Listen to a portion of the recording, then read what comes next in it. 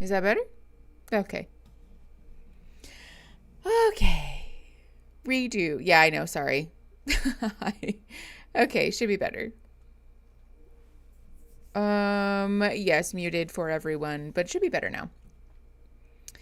Yeah, sorry. I meant to turn my mic on, and as it turns out, I had turned it off. So,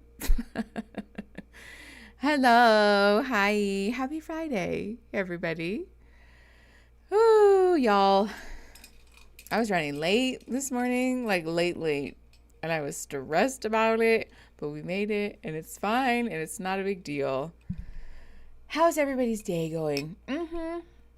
Thank you, Lou. Don't forget to like the stream. Hi, Bon. Thanks for coming to your first live. I'm honored. Should I get pizza tonight for dinner? Yes. The answer to should I pizza, always yes. Also, Joe, I saw you. 50 and 20 memberships. My God. Thank you. And shout out to all of our new McNugs. Welcome back. If you've been a McNug before, thanks for coming. Love you all so very much. Thanks for the membership. Unknown person who's probably Joe. It was definitely Joe, Kimberly. Thank you, Joe, very much. Hold on. I just realized my camera is not quite right. Oop, now that's too low. A little better? Okay. Also, you guys, we did something a little sad this week. The filming setup is officially taken down. So, in case you didn't know, we're moving and it's a little sad. But for the best, it's like bittersweet, right? I think it's fun. It's a nice fresh start. New things, exciting things, all the things. And it's the end of an era. So we're hiding the filming setup behind me. Went to Newport Aquarium to see mermaids. Ooh, hold on. I don't have live chat on. Live chat. Eric, yeah, I did. I saw that. Also, hi, Eric. Please stay hydrated. It's really hot out. It is so hot. Like, so hot outside. Especially if you're in, like, the southern or southwestern United States right now. It is rough. It's hot out in these streets. That's sad. It is the end of an era. No, Christine, it's okay. I think you did your job so well, in fact, that I am now like Pavloved into remembering it. Thankfully, Pride is being held indoors. Ooh, that's nice. I think Arizona just reschedules the Pride Parade until September here, which makes sense because it's hot as fuck. I know you'll be offline for a while, but do you have preliminary plans for filming in Florida? I do. And you guys will be happy to know that we'll still have regular videos going up on Saturdays. So if you miss me, just go watch those. We're only going to have one podcast episode in between. So that will go up next week. And then obviously live streams will be conspicuously missing. The picture while getting packed up for the new place. Yes, absolutely. Very much so. We might be able actually to situate our live stream setup in such a way that I can have a gallery wall behind me also. So that might be fun, but we'll see. Pending, like the practical limitations of everything. We shall see. Florida hosts Pride in October and it's still hot as fuck. Okay, fair enough. That makes me feel a little better. At least I won't miss Pride. Important update. I'm on Adderall. Oh my God, Christine. Congratulations. You've also made it.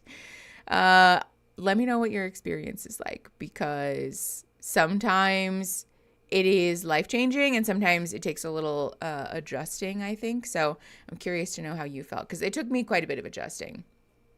Hi, Az. How you doing? I started watching other YouTube lives so I don't go cold turkey. Oh my God. I've been replaced. Obviously kidding. So valid. We will miss the lives in the meantime, but I hope everything goes smoothly for your move. Take the time you need. Thank you, Brianna Banana. I appreciate you very much. Also, Allie, I saw you. Yes, it's the start of a new era. You're right. So that's good. A little sad, but good. I love it so much. I've been on it before. Oh, okay, great. So you kind of know what you're used to then, or you're like used to it. That's nice. Yes, I am in fact on live chat. Doop doop doop. Sorry, did I say Natalie or Allie? You guys chatted at the same time. I'm at war with Anna Kasparian for being a closet TERF, but I don't think she knows it yet. Oh, we hated TERF. Boo.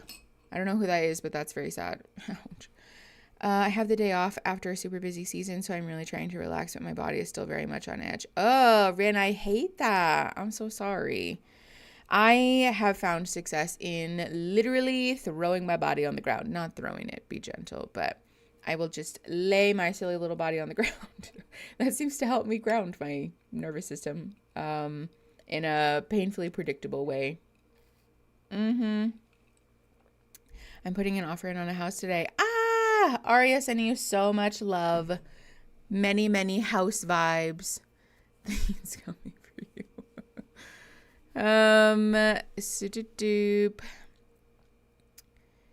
Forgive my ignorance of geography, but what state is Ontario north of? That is such a good question.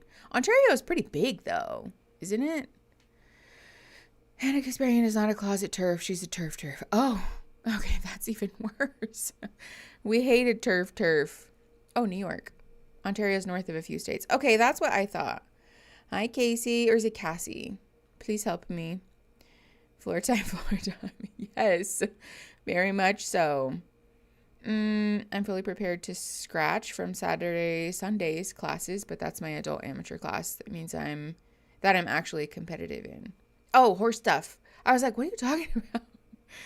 Ontario is in Canada. No, yes. Yeah, Ontario is in Canada, but it's north of a couple of states, according to the chat. Cassie, great.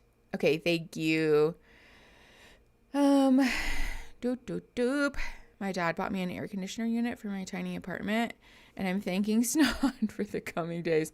Oh, hellfire. That's very fair. Every single day. Every day, when I'm working, when I'm doing therapy work, every single day that I'm doing that, I look down at like the corner of my screen, my little, not browser, but the little Windows thing where they try to gaslight you into thinking that like Windows Edge or whatever the fuck is a useful browser, and it alerts me that there's a heat advisory in effect every single day. So I feel you. I'm with you on that one. Oh no, Rin, I'm also getting surgery for some skin cancer on my lip next week, and my medical trauma is kicking my ass, but at least I have passion fruit sorbet. It's the small wins. I'm so sorry about that though, Rin. That's really scary. That's a big thing.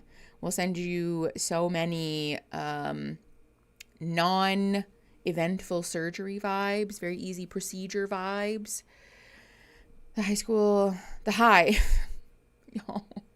The high is only supposed to be what? 28, but to me that's already above my limit. Well, 28 Celsius is like, let's see, 30 degrees Celsius is pushing it in like the 80s Fahrenheit, right? That's pretty warm. Especially if you're not used to it, and if you don't have central AC. That is the thing. I feel like people don't account for the fact that when you don't have central AC, being inside does not really help all that much. I love living in Ontario, but I hate Doug Ford.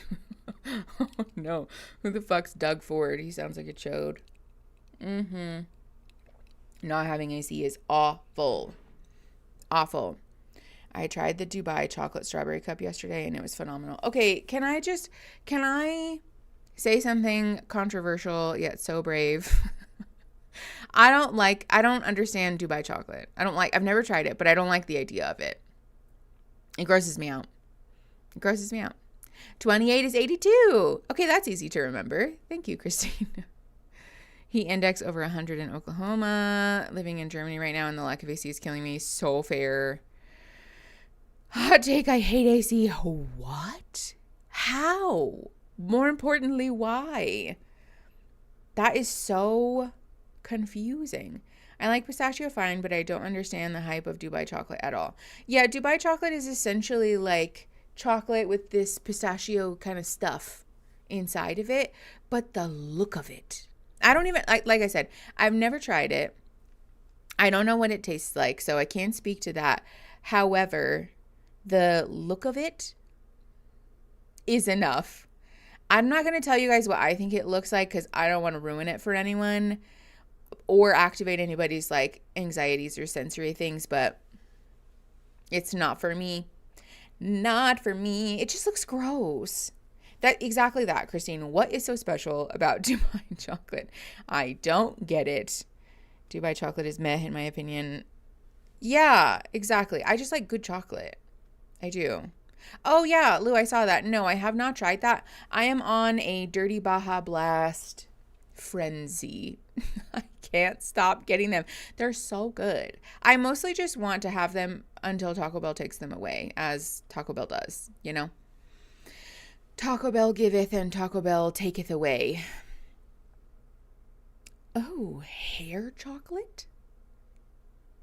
What the fuck is that? You know what? Don't tell me. I don't want to know.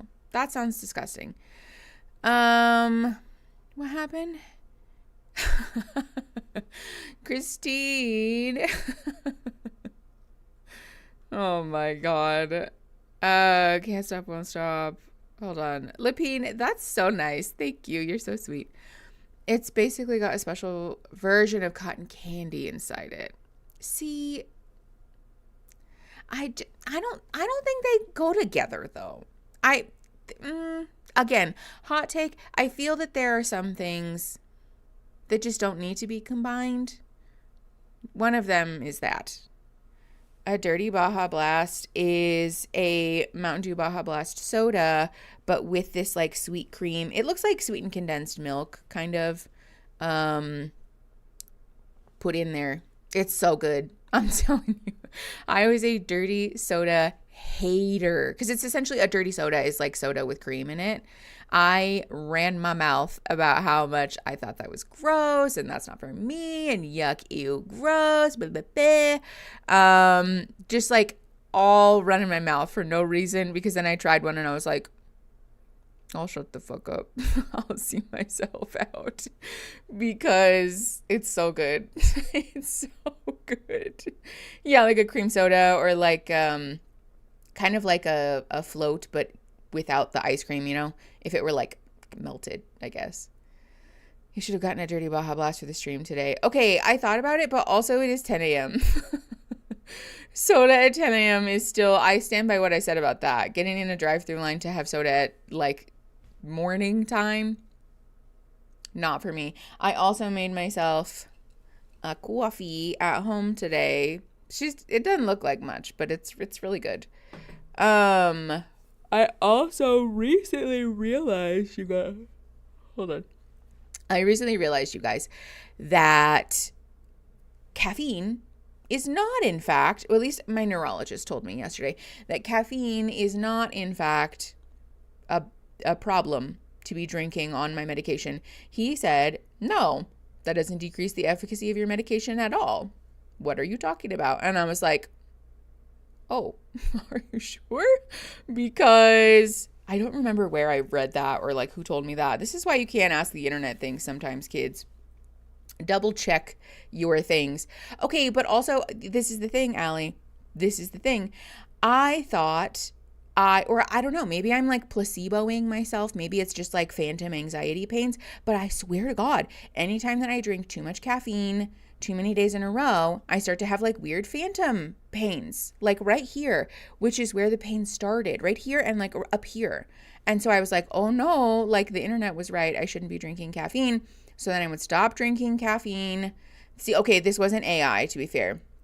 It was like I think it was a medication interactions website or whatever. And I would start to have these like sort of achy, it felt like the onset of trigeminal neuralgia. And so I was like, oh no, I'll stop. And then I stopped drinking it and they would go away. But I don't know. Maybe I am making that up. I'm not sure. Maybe my neurologist just doesn't know better. Who knows? But I was like, fuck it. I'm going to mainline some caffeine this morning because it's stream day. I'm eating leftover soy glazed chicken. That sounds so good. If you find that caffeine causes issues for you, then maybe you should avoid it. I mean, like, yes, fair. And I am curious if it is me making things up. My therapist has a theory that I, not like in a like placebo way, but that my stress level is correlated to the degree to which I am in pain. Which initially I was like, fuck you, my pain is real. Don't do that, you know? But I was thinking about it and I feel like maybe there is some level of, I don't know, truth to that. Yeah, stress is real. Okay. I cannot read your username. I hate when Discord does this.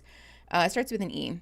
Hey, Mickey, fellow TN girly here. Trigeminal neuralgia. Girly here. Caffeine doesn't affect the meds, but it can trigger flares. Oh, maybe that's what it is. Me sucking down a coffee. Although, to be fair, it's only a half calf because I stopped buying full caffeine or fully caffeinated coffee. So, stress can cause pain. Yeah, so maybe that's what it is. Mickey has learned to not trust the AI samurai. Yeah, after the peace and pie incident, I learned my lesson. Caffeine causes stress for me. Yeah, well, and I think the stress might be exacerbating the pain for sure. Causes different conditions and disorders to flare up. Okay, so maybe I am like sort of valid in that. Yeah, maybe just 2 days in a row. I know that's kind of what I'm thinking, is that maybe it's just a, like, not every day type of thing. Lapine? Oh, my God. Okay, that's like a plus and a minus. I'm so sorry. Natty, yes, of course. Please, whatever you feel comfortable to share with the class, please do. Caffeine is a hit or miss. Well, yeah, that's the thing, is that I was like mainlining caffeine when I first started my meds because they make you all brain fogged out, and it's terrible. And then I got prescribed Vyvanse instead of Adderall, and that actually made me feel like a human. And so I think, because the thing is that I am probably on a dose of Vyvanse that would be too high if I wasn't on all of these, like, we're gonna wreck your brain medications, but with them I feel like it works just the right amount. So I'm wondering if maybe me getting off of not drinking caffeine as much. Also, you know what, you guys, I'm putting in this up to the collective. I need to know, I swear to God, I feel like I'm going through fucking menopause. I do not understand what is happening, because I am so, like, I'm having hot flashes for real. Like, literally every 30 minutes I feel I'm like all of a sudden so warm, just like sweating, and I cannot figure out what is going on. Oh my God, Punky, thanks for the 10 memberships, my love. Let's see. Catacosmic, Esther, James, Creative, something, Dewey, Desi, Pizza Eggy, Hannah Banamba, Arizona, Bunny, Dreamweaver. I think that's it. Welcome to the McNugs, everybody. Thank you, Punky. Could it be perimenopause? I mean, like, maybe, but I'm 30. That feels a little early for perimenopause even. Hi, gay people. Hi, gay. Happy Pride Month. You might be perimenopausal, but also when I was on Zoloft, it gave me wicked hot flashes. Interesting. Okay, Christine, like, fair, but also, like, nothing has changed in my environment. You know what I'm saying? Like, this has not happened to me ever before in my life. Christine. Also, Mickey, give us your social security number.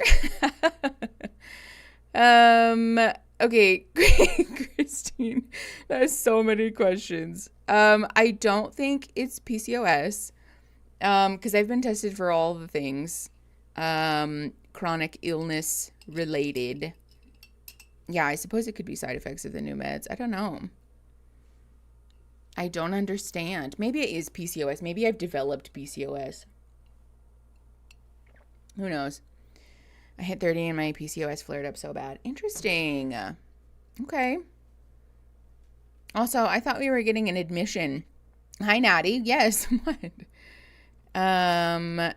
Nothing needs to change for your body to go, fucking, okay, that's fair. I just meant about, like, the heat, right? Like, it's not me just being like, I don't like being hot in the Arizona summer. I think it's, like, something else. I don't know what it is, but I don't think it's me just being annoyed about the summer heat. Scout. Nikki, nothing's changed, except I'm stressed because we're moving. That is so fair. Maybe it's that. Stress can definitely fuck with your hormones. Yeah, that's fair. Maybe my stress is throwing my hormone, my like endocrinology stuff all fucky. I don't know. Joe, thank you for 10 more memberships, you madman. Tavi Dillon, Andarasi, Sarah Bentz, Royal Milk Tea, beep boop. Eileen, Elizabeth, Carolyn or Caroline, maybe, Estiera, and Maria Santiago. Welcome to the McNugs. Thank you, Joe, for 10 more McNugs. Yeah, Joe will not be undone. Stress do be wrecking your body. I know, maybe that is part of it. Yeah. I'm stressed now on account. Oh, okay. My body doesn't like to let me know I'm stressed until I'm a problem. I found, Natty, what? My friends found out. Oh. That is really odd, Natty. I don't even know what to say to that. I'm not going to read it out loud just because, I don't want to push anybody's buttons in case that's a trauma thing, but that is really something. Can attest to that burnout fucked with my body. That's fair. I think sometimes I tell myself like, oh, you've been so much more stressed than this in your life before. So clearly it couldn't be that, except that stress isn't like a linear, it's not like a graph. It's not like a bar graph system or like the scale they give you in the ER to ask you how much pain you're in. It's not that, So maybe it is the stress. I guess we'll find out once we move and things settle down. If the hot flashes go away, then maybe it was the stress. And if it doesn't, then maybe I should see an endocrinologist. That's kind of the other thing too. First of all, quite frankly, I don't have the spoons to have one more fucking doctor, but also I don't want to look for a new one 5 minutes before we move. That sucks. If I could even get in to see one, honestly. You'll just be hot all the time since you're in Florida. I don't know though. I think like the same thing in Arizona where like, yes, it's hot and it's disgusting, but it's tolerable indoors, We'll get a dehumidifier. We'll keep our AC at a reasonable temperature. And as long as we're not being silly bobillies, I think it will be fine. I do love my jelly rolls for myself. No, Mickey, you aren't prepared for the humidity. Don't tell me that. Let me live in denial. Let me live in my Delulu era. Dehumidifier is key. Yes. Yeah, exactly. It's gonna be fine, you guys. It's gonna be fine. Everybody says that about Arizona. Oh my God, you're never gonna make it. It's so hot. Blah, blah, blah, blah, blah. But like, once you acclimate, then it's not that bad, Wait until you have to open the door to let the dogs out. I'm choosing to trust the process. I'm being brave and I'm being optimistic, you guys. It's going to be fine. It's going to be fine. Me getting a concussion and then doing an MRI and finding out that I possibly have a Chiari malformation. Oh, live. I mean, I don't know, sort of serendipitous, I suppose, because Chiari malformations fuck your shit up sometimes. I've been tested for a Chiari malformation so many freaking times. They've MRI'd that bit of my spine over and over again because I have so many symptoms that line up with that. But alas, as it were, my cerebellum is in fact perfectly normal. You will be fine. People are wimps. Danielle, thank you. Mickey will slay wherever Mickey goes. Thank you, Natty. I am also, listen, we might have to hard launch Mickey having a curly hair era. So everybody just, if my curly hair looks doo-doo for a little while, say nothing. If it looks bad, you saw nothing. If it looks bad, no, it doesn't. Because my hair is crunchy. So it might take me a little while to get things moving again. Because I used to have curly hair like as a norm. I mean, I do have curly hair, but I used to wear it curly a lot. And I stopped because I started dyeing my hair. But we'll see. It also is just a real bitch. It's so, ugh. It's just a lot of work. Even my hair curls at the edges when it's up. See? My doctor after my first round of labs was like, "You're just sweaty. Welcome to adulthood." Can't tell if it's funny or rude. Yeah, your hair has to acclimate to. Exactly. 100%. She was so funny. Okay, fair. Okay. We have not been vamping for our normal amount of time. However, we do have 2 episodes to get through and a hard stop today. But it's our last stream, so we will be getting through these episodes. So we're going to get started early. In case you're new here and you don't know, we are watching season 2 of The Secret Lives of Mormon Wives. We're watching episodes 9 and 10 today. And if you're watching on YouTube, there is an overlay over the content, because otherwise the content gets taken down, even though it should be covered under fair use, as it were. I have no control over that. So if you want to watch it without the overlay while it is live only, then you can join either the Patreon or the YouTube memberships at the $5 and above level, the Snosh Blossoms and above, to get access to our Discord server, where in our stream room you can watch the stream while it's live without the overlay. Once the stream is no longer live, there will not be replays available without the overlay. All replays include the overlay. Please hear me loud and clear, because I still get messages about it sometimes and I don't understand how. So if you want to watch the replays, it will have the overlay on it no matter what you do or how much money you spend. That said, joining the Snosh Blossoms or the Escar Gourds or the Snack-a-Lanterns, again, either on YouTube or Patreon, does help us out a lot, especially while we're paying for our fuck-ass move that is incredibly expensive. So feel free to join those and subscribe while you're at it. So we're watching those 2 episodes today. I will be announcing timestamps as we press play and pause. So if you want to sync your own device at home, you can do that as well. I think that's everything. Is that all of our disclaimers? When's the hard stop today? What time is it? It is 10:42, so we have to be done by 2 o'clock my time, which is 11, 12, 1, 2. So we have like 3.5 hours. 2:30. Hard stop at 2:30, soft stop at 2 o'clock. So we have like 3.5 hours-ish to get through these episodes. Okay. Yeah, let's get going. All right, we are starting episode 9. We're at 14 seconds in, so we can skip some of the kerfufflery and the music at the beginning. So 14 seconds, volume's on, my headphones are not. You said 2 and it's like 1:43. Yeah, like 3.5 hours ish. Okay, press and play in 3, 2, 1. Why can I still not hear? Hold on. Can you guys hear? Because I cannot. What the hell, computer? Play me sounds. Yeah, because it's on the wrong thing. That's why. There we go. Okay, just kidding. We're at 20 seconds. Pressing play in 3, 2, 1.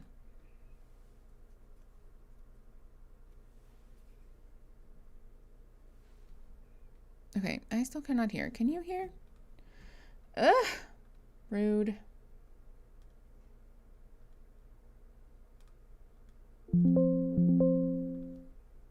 Mormon Wives, what are you doing? Okay, hold on. No one freak out. We're starting it over again. Okay, Discord, rude.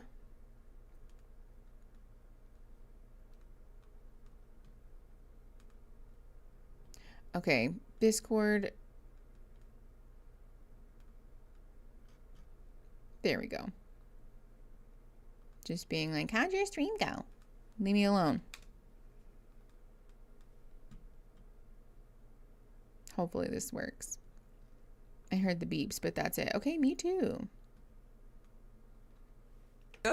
Literally, I'll eat all of these today. You know me. Going through a bunch of shit. I mean, I figure whatever. Jordan's fat butt will be eating him No, too. it's so true. We're gonna finish. Okay. All right, we're starting at 27 seconds now. Here we go. Ay, ay, ay. All right, pressing play in 3, 2, 1. I know you have a sweet tooth. Literally, I'll eat all of these today. You know me. Going through a bunch of shit. I mean, I figure Jordan's the fat butt will be eating him No, too. it's so true. We're gonna finish these by today. So. Okay, wait. I know. So New Orleans is like green and purple. So for one of the nights, I'm gonna do like this. Isn't that Did you buy these for this? Oh, I bought everything. Yeah. Nuh-uh. A while ago, we decided that we wanted to go on another girls' trip. So I booked us a house and everything's set in stone. But after Saints and Sinners, it's definitely awkward timing. She doesn't think you're good at hair, and she told me not to go to you for hair, and that's why I went to a different salon. Talk to me, because this is about me. Look me in the eyes, you narcissist. Look at me. We talked about the way that you treat your boyfriend. I'm going to protect still cannot get over your ever in this situation. Whole conversation. Let's take it there, Taylor. There's still tension with a few of the girls, but the trip is paid for, so we are going. Hopefully, we don't regret this. For real, these people need to stop going on trips. I feel like this is such producer orchestrated drama because there is no reason for them to go on another trip. And also for us to be buying a completely new wardrobe for the whole thing. Oh no. There's no video under the overlay. Sorry, everyone. You guys are just watching the stream, even though it's not supposed to be doing that. Thank you, OBS. Sorry, YouTube. Sorry. Okay, can Discord see? Yes, Discord can. Sorry, everyone. We're just watching Eshi. Well, you know, fair enough. Okay, there. That should be better. Okay. Yeah, these people need to stop going on trips. Also, this is real bitch eating crackers behavior. Can we talk about how silly it is to say, like, New Orleans is green and purple? So I bought all of this stuff in green and purple as if it's like a dress code. Like as if you're not allowed within New Orleans city limits without wearing those colors. I know. Sorry, everyone. Okay. Anyways, let's keep going. 1 minute and 21 seconds. Pressing play in 3, 2, 1. Speaking of baked goods, because you're so nice to bring me this, I got an update and I actually have to get surgery on my thyroid. So you're getting the whole thing out? I'm gonna do half. And then the sucky thing is, as they said, they can't tell me if it's cancer or not till after the surgery. Like they won't know till they take it out. But if I don't get it removed and it is cancer, it could spread to my lymph nodes. How do you feel about it all? I'm like trying to stay positive because I do think that if you're sick, if you dwell on it and have a bad attitude, it can make you worse. Like that's just my belief.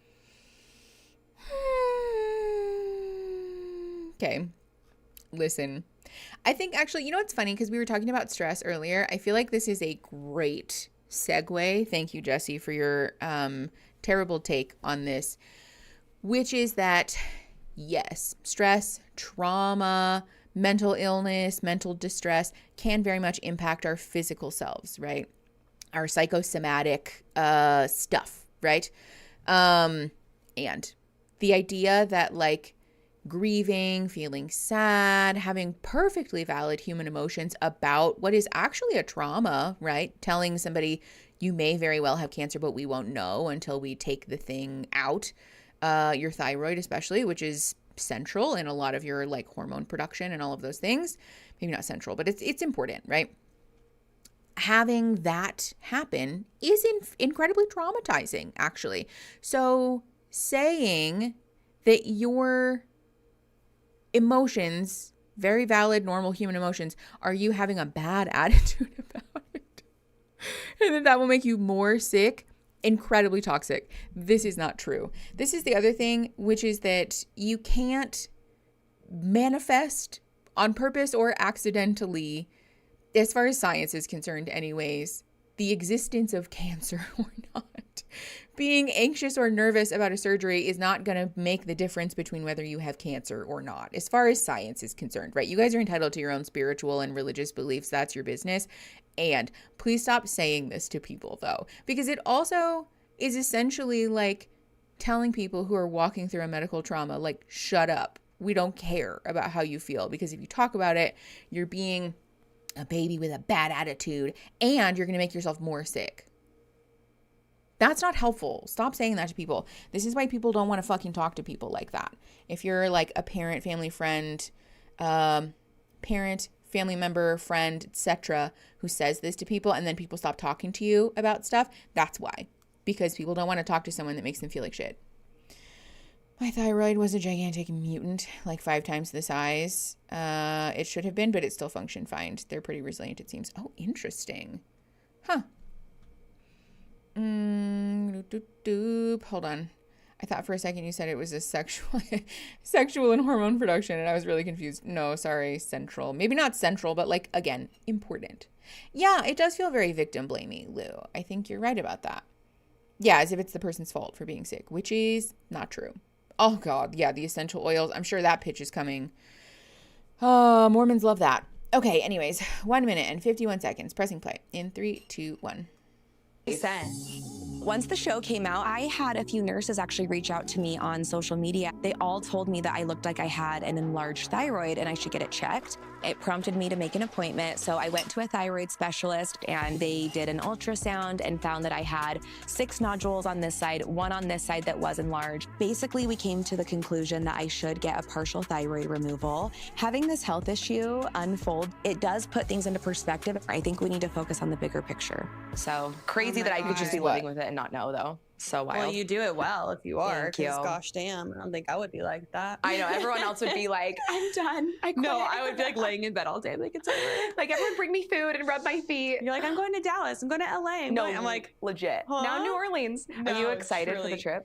I am excited. Can we just let's also just stop doing that as well. I am doing better than everyone else because I am like essentially in denial. And listen, validating our friends, telling our friends like, you're doing a great job, right? You're being a champ, right? I'm cheering for you. I'm impressed by you, whatever. Sure. But we don't have to do it in a way that puts other people down, though. We also don't have to do it in a way that puts ourselves down. Telling someone, oh my gosh, you're amazing. Oh my gosh, I'm so impressed by you. Like, you're doing the most. You're doing great. Right? You're doing amazing, sweetie. That's a perfectly normal thing to say. We don't have to say you're doing so much better than everyone else. Is it? Em said, I feel like champ is inherently condescending. I mean, joking, sure. Yeah, but you know what's funny too? Using that phrase, like Erin and I say that to each other all the time in like a sort of joking way, but in like we really mean it, but obviously the language is sort of jokey. So it doesn't come across that way to me. But that's fair. I could see actually why someone might feel that way. I'm a baby. Take care of me. Maybe that's what it is. Yeah, it's also very affirming as a trans mask, champ, sport, slugger. Erin also says those things to me. Yeah, Erin calls me all kinds of funny. Yeah, son. Oh, that's really funny. I'll tell Erin sometimes. I'm like, you're such a good man, and he'll go, you're a good man too. Wow, thanks. It probably sounds crazy from the outside, but it is like weirdly validating. Resisting the urge to say good boy. That's really funny. Okay, anyways, sorry. Let's keep going. 2 minutes and 40 seconds. Pressing play in 3, 2, 1. I feel like I'm curious how are things gonna go. I just feel like the trip has more opportunities to be explosive than not. I think I'm mostly worried about Demi and Taylor. Demi and Taylor for sure. So let's And then I'm not also go. just worried about like Demi and the hair stuff. I'm kind of like, are you gonna just say really terrible things about me and then justify it? Oh, So yeah, I don't know. I think I'll have to talk to Demi about it at some messy. point. I know. I'm sorry. That's like hard because I feel like it like friendships, especially when it's like your best friend, it makes it so hard because it's like you don't want to have to question them. No, that should be the person you go to for things and like to vent. That would have been hard for me if like Michaela said that about me. I've been like, Okay, bye. in MomTok, from my perspective, it's all about supporting women, being there for each other. But right now it feels petty and honestly kind of toxic. It just feels like the drama is becoming the cancer in the group. So we're gonna have to have deeper conversations to work out those issues. That's a crazy Yeah, thing wait, to say how when your would friend you might have handle this? cancer. Because you're really good at seeing both sides. And I know that can be frustrating for us, but I need to know, like, how would you do it if Michaela was doing this to you? Me and Michaela did talk about this situation and she was like, if you did that to me, I would have been like, you're not my friend anymore. That's valid. No. The whole MomTok is just full of drama now, like as if that's different than before, is just ridiculous. I love that we're still committed to the will MomTok survive this gag. That was Demi on the toilet. Okay.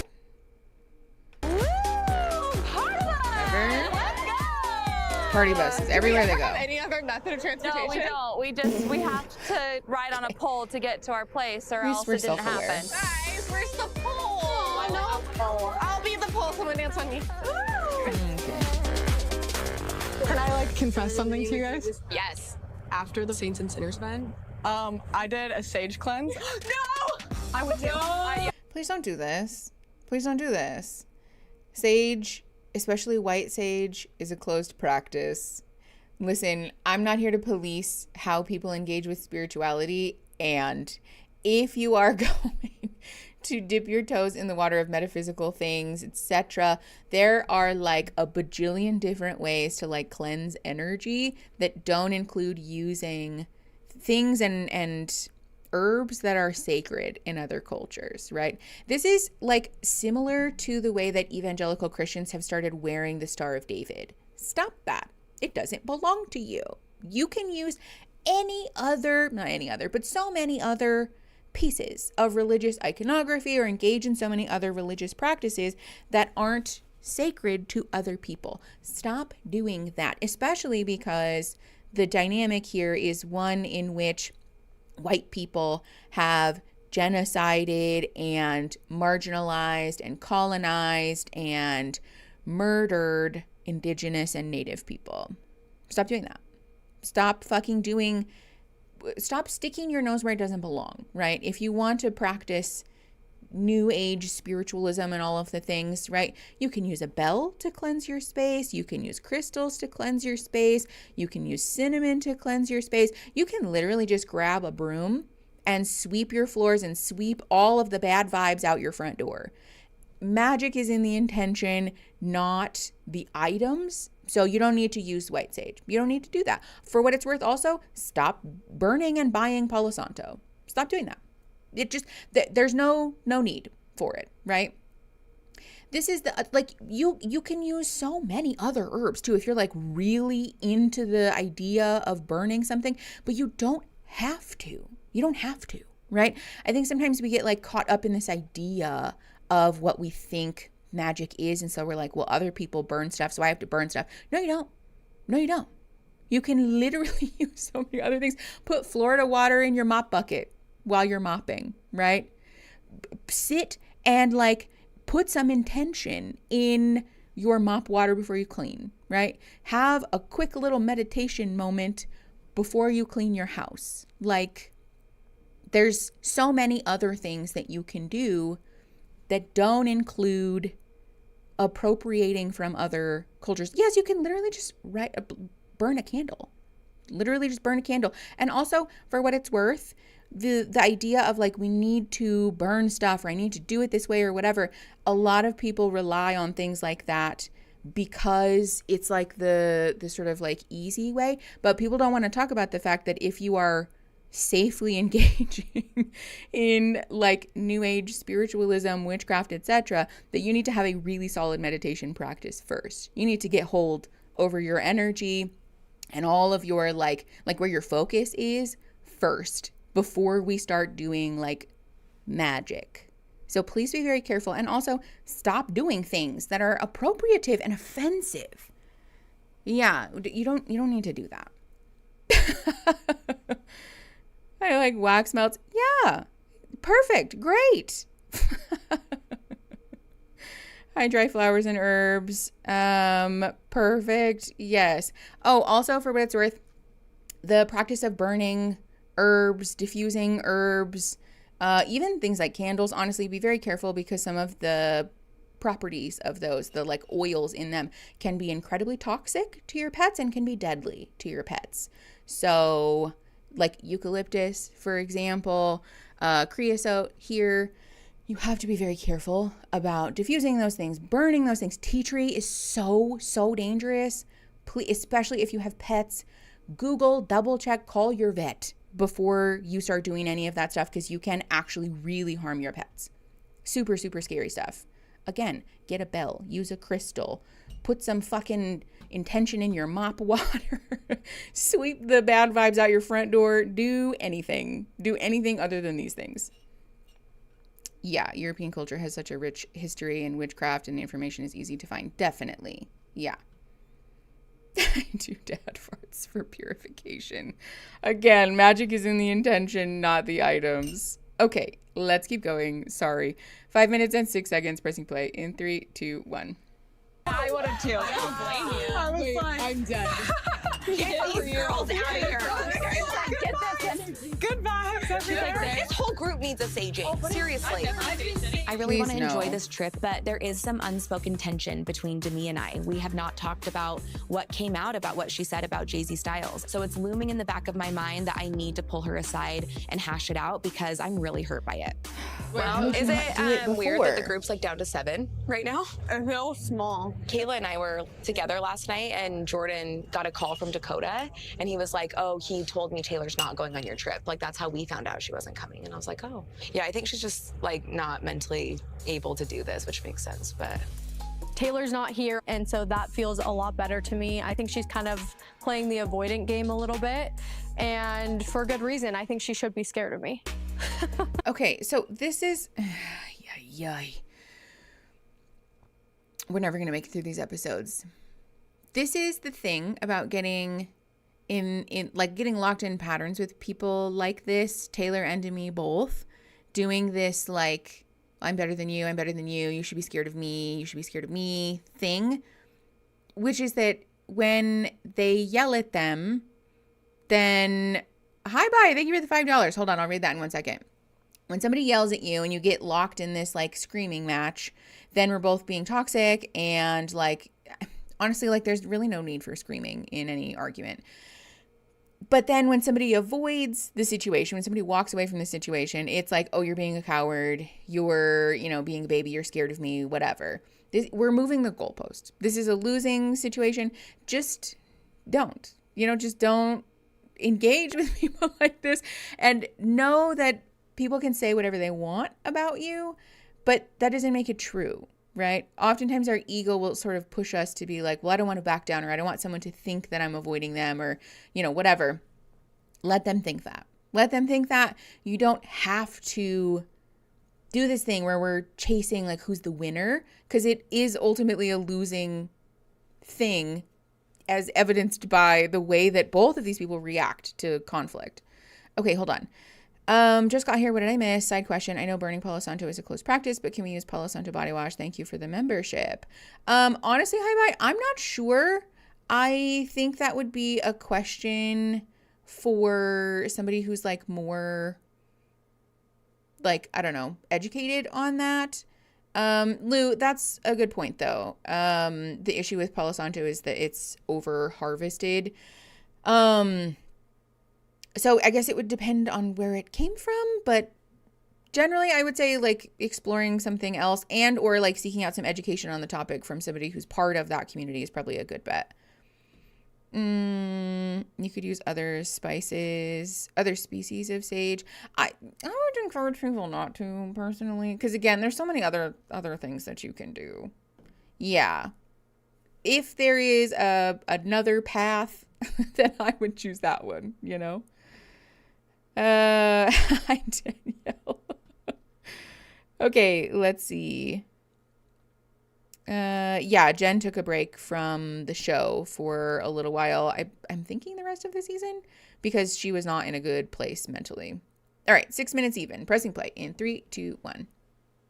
But I'm hopeful that MomTok will be able to kind of repair some of the friendships within this group with the toxicity not present.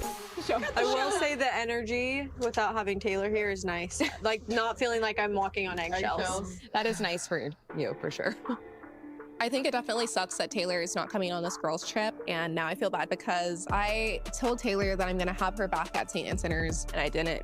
I definitely think that Demi is kind of at fault for the group's divide right now. Taylor did wrong her in some situations, but so did Demi to bring a child into it. You just don't cross those lines. But yeah, there's definitely some weird vibes right now. Do you guys not feel that way? Do you not feel like that eggshell feeling around her? No, honestly, I feel worse because I thought that the blow up would be you guys, and now that she's not here, I'm like, what's Who is it? Yeah, who is it? Ay, ay, ay. Oh, some people just need therapy. Wait, I love it.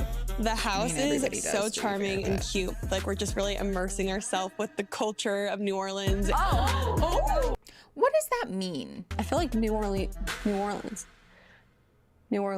What have I been saying?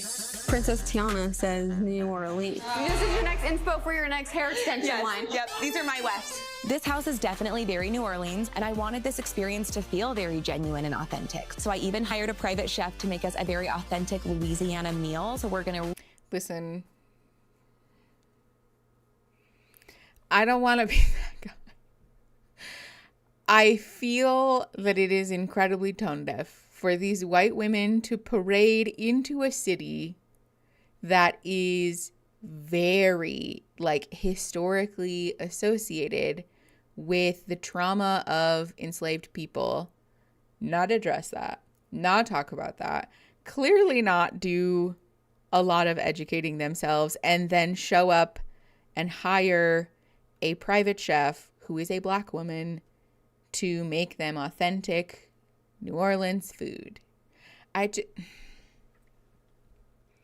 It just feels very tone deaf. This is not like they didn't do anything like wrong necessarily, I guess, in doing this, but it does feel very, I know, yeah, I hope the chef is paid well. And the way that we're not clocking any of the bad vibes here is very on brand, I suppose. Yeah. Isn't that what white women from Utah do best? Yes, it is. They are walking bad vibes. Yeah, they sure are being white people. Yay. Okay. Anyways, for what it's worth, New Orleans is a beautiful city, and there's a lot of incredible history there, and a lot of things that, as like white people especially, it's very important that we educate ourselves about.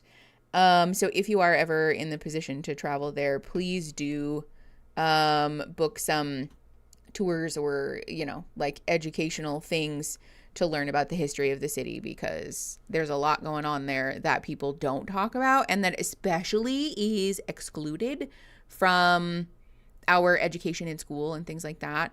Especially in the public education system, we love to hide things that make white people feel bad. Including the impact of Hurricane Katrina. Okay, at least there's the Cooks branding out for publicity. That's true. Hold on, we'll pause once we see that. All right, 7 minutes and 29 seconds. Pressing play in 3, 2, 1. really embrace the culture the very first night. Oh my gosh, hello, nice to meet you. I'm Jessie. Oh, yeah, my girl, rub elbows. This smells amazing. Look at this. Oh my gosh. Oh my God, that's beautiful. I mean, it does look beautiful. That's great. Mocktail. Wow. So on this side, we have fried chicken, grilled chicken. Pause. Hold on. Okay, it is paused over top of her name, Shakita Sutton, chef, at the Cooking Beauty. Everybody go follow at the Cooking Beauty, because this poor woman had to put up with Mormon Wives. I'm hungry. I know. This is a lot of food too. This is another thing that is confusing to me. These women don't eat anything. Every time we have this big spread of food that's been catered or whatever, they never eat any of it, which I don't get. Okay. 7 minutes, 53 seconds. Press and play in 3, 2, 1.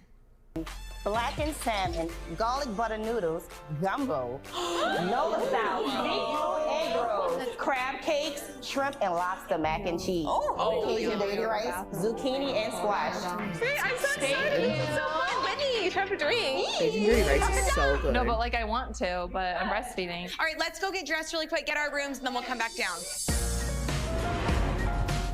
Oh my God. The fox! So thematic. I know. I want us to all be able to enjoy and have fun together, but I'm also stressed out watch because I'm continuing still to go hiding up. my pregnancy, and I'm waiting for the right time to tell the girls, especially Demi, because I know that she's been going through infertility for a while now. It is so like emotionally draining. Like it's Good. Let's watch this clip again. Like what's going on? It's more like how bad I want that with someone that I'm like in love with. Demi is so fired up about Taylor right now that just doesn't feel like this is the right time. I've had literally one bite and I'm like, wait, this is the best food I've ever had. Yeah, I took one bite of that shrimp and I was like, ooh, yum. Did everyone get the video of Jen? What? She sent in a group chat. I don't know if I'm in that. Oh, she did. Whoa, what? I have not spoken with Jen since our conversation where she stormed out, and I know she's really spiteful towards both me and Demi right now. So Spiteful? Not like her feelings were really hurt or we were all really wounded. Because again, let's be clear, Jesse and Demi were very much in the wrong in that situation. But even in this situation, we can't even acknowledge that like we have beef and we were all really in a bad place, right? Everybody walked away pretty upset. No, Jen's being spiteful. We're continuing to paint Jen as a terrible person when in fact she is just being abused. Okay. 9 minutes and 19 seconds. Pressing play in 3, 2, 1. I am very curious to see what she has to say. To all of us? Yes. Good, yeah. Let's do a useless commercial break. Okay, with music. Okay, hold on. Let me play it for you guys. Okay, everyone be quiet. Guys, excuse what I look like. I just came out of therapy. As you guys probably know, I'm pregnant and the first trimester is absolute hell. I've been in some of the darkest places of my life, and I'm focusing on not only on my physical health, but my mental health. And in order to protect this baby, I feel like it's important that I stay at home and get some rest. I've been hurting, and because of that, I think I've maybe hurt some of you, and I'm really sorry. Oh my gosh, I'm sorry. Anyways, love you guys. Hope to talk to you soon.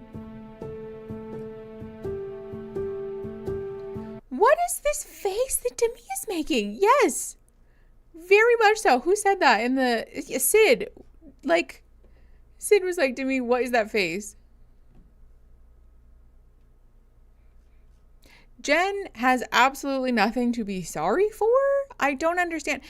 Maybe even if we're really like being generous, I can understand Jen wanting to apologize for having lied or for the lies having accidentally hurt someone, sure. And the fact that Jen is doing this like eating crow song and dance, and that we're still being met with this reception, first of all, and that the show is continuing to exploit this poor woman while she is clearly in the middle of something that is very personal and just needing to be dealt with in her own time and space, is so incredibly frustrating and unfair to her. Yeah, the lie of being related to Ben Affleck, which is obviously a fucking mortal sin, even though the reason that she repeated that is because Zach told her that that was the case. And then when Zach got upset about being pointed at as the liar. He threw his own wife under the bus after he lied to her and gave her the wrong information. So she just repeated the things that she had been told. Yeah, Jen is not a perfect person, I'm sure, but per the edit we get, she has been overwhelmingly blamed for things. And again, even if the edit painted her in a particular way, the reality is that friends are there to support each other when we're in fucked up situations. And people deal with fucked up things by not being their best selves sometimes, but that doesn't mean that their obligation is to throw themselves over the coals to get your conditional love back because they didn't deal with something incredibly traumatizing in exactly the perfect way. That's not real friendship.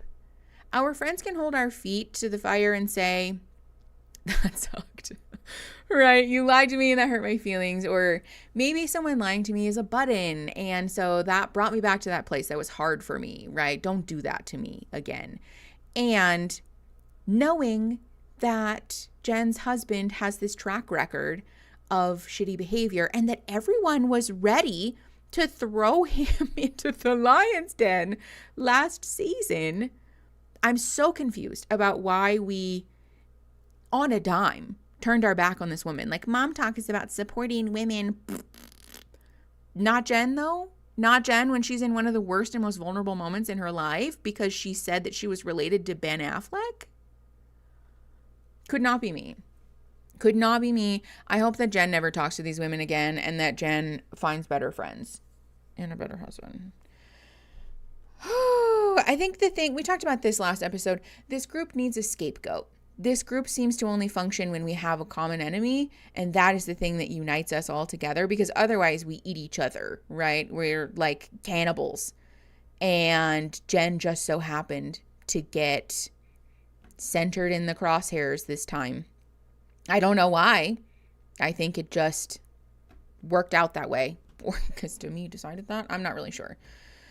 Let's keep going. 10 minutes and 26 seconds. Pressing play in 3, 2, 1. All right, so what does everyone think about that? For me, as someone that's like dealt with like mental health issues, I feel like it's hard because I feel like that trumps everything in my opinion, you know? I know what she's done and it's not discrediting what she's done to people in this room. What has she it's done? Not okay. What has she but done? I think at the end of the day, like, at least for me, I'm gonna prioritize that she's in that dark of a place and kind of like to have that take precedence, in my opinion. But Give her some grace. Yeah. She's mentioned to me like a handful of times how she's like, I feel really bad about the way that I treated Jesse. And I want to apologize like formally. So I'm open to talking to her for sure. Like, I definitely want closure. Even if she was just like, I was going through a shitty time and I did shitty things, like that's good enough for me. Like, just tell me why and let's just hope it doesn't happen again. Totally. You know? No, and I think it's great that you're in that position to like give her enough grace, because I know it was like a pretty bad blowout. That shows a lot about your I think character. she needs grace for anything, but Hearing all of the things that she said made me realize that she's been struggling more than I thought. My heart does go out to her. I'm glad to hear. This really feels like the friend who has been an asshole realizes that they're piling on someone who's like having a really bad time, and now is like, well, fuck, I look like an asshole, so I'm just gonna say, oh, well, you know, like we're backpedaling. We're backpedaling because I think Jessie realizes that she looks like a fucking dickhead and doesn't want to. I'm not convinced that this has anything to do with genuine remorse. Yeah, me too. Yeah, boo. Tomato, tomato, boo. Just, ugh. Okay, 11 minutes and 32 seconds. Pressing play in 3, 2, 1. That she's getting help, and I think I learned from our fight that I never want that to happen again. I wish I would have handled that better. It goes against everything we stand for in MomTok. We want to be honest with each other and have those hard conversations, but we should never be yelling at each other, and I'm disappointed that I did that. So when she's ready, I will totally have like a calm conversation with her, and I really do hope that she's getting the help she needs so that she can be herself again. I have a hard time with someone. This also comes across, hold on, we're rewinding because Demi started talking and I wasn't listening. This also comes across as Jen saying, Well, bless her heart. It's not her fault that she's a deceitful, betraying little bitch, dumb little liar, because she's ill. She's a dumb, mentally ill little baby. So I can forgive her because hopefully she's in a better place now. Like, it's very condescending and it comes across as though we're giving Jen grace because clearly she's like a big, scary, mentally ill baby, and that's not helpful. And that's also not the progressive take that I think Jessie thinks that it is. Do you know what I'm saying? People who are mentally ill don't need to be kitten gloved. People who are mentally ill and do shitty or hurtful things can be held accountable, but we can do it in a way that's kind and that's respectful, that gives people the latitude based on their circumstances. But we shouldn't treat people who are going through a hard time as though, oh, well, it's not their fault because clearly they don't have all their faculties, you know? She's not... I hope that makes sense. The only reason I'm watching the show is because of Mickey. Yeah, that's fair. Yeah, Jay, I get that a lot. I haven't seen the rest of the show, but I can't believe how much it's like Real Housewives drama. Oh, yeah. Christine. I prefer to not be held accountable. I don't know, Christine, maybe I'm saying it wrong. I do that all the time. I don't know if there's a video that has gone up yet where I get another animal thing wrong, but I was dying laughing when we filmed it. I think it's going up next week, maybe? I don't remember. Also, you guys, it's happening again. Okay, 11:47, pressing play in 3, 2, 1. I did that. So when she's ready, I will totally have like a calm conversation with her. And I really do hope that she's getting the help she needs from the so inside that out. she can be herself again. I have a hard time with someone who's sitting there being like, I've been working on myself, I've been coming so far. Things change though, like in a week and a half. they can. I don't know that I totally buy it. First of all, crying videos will never not be weird to me. I think it's so strange to like film yourself crying, and I think it's like a little bit manipulative and a little bit cowardly still. Like, I understand you're going through a hard time. I know you're mentally struggling, but I think also follow it up with a text to the people you have real issues with. And I just don't think Jen's capable, to be honest. No. See, again, this is the moving goalpost thing. It's never good enough. It's never good enough.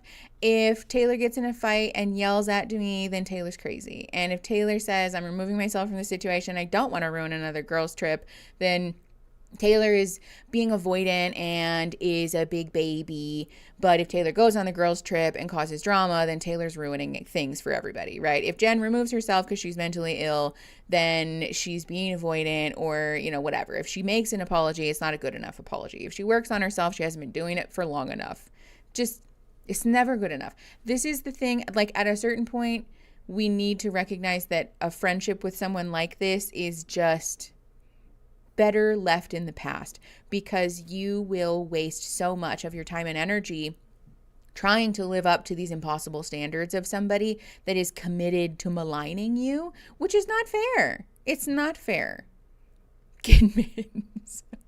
Isn't that It's Always Sunny joke? I'm pretty sure it is.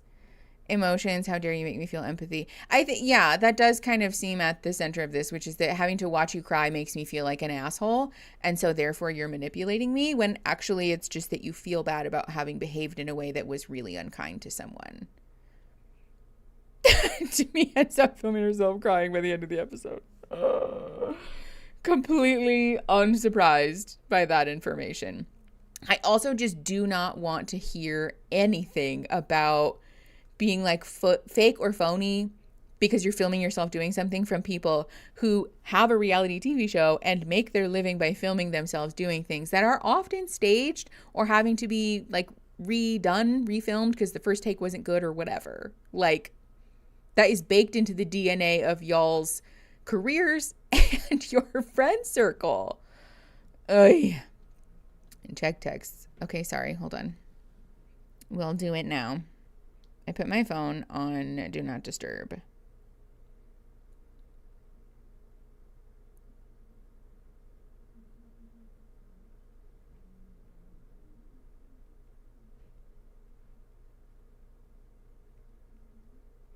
Thank you for your patience, everyone. Dog Dash is loading.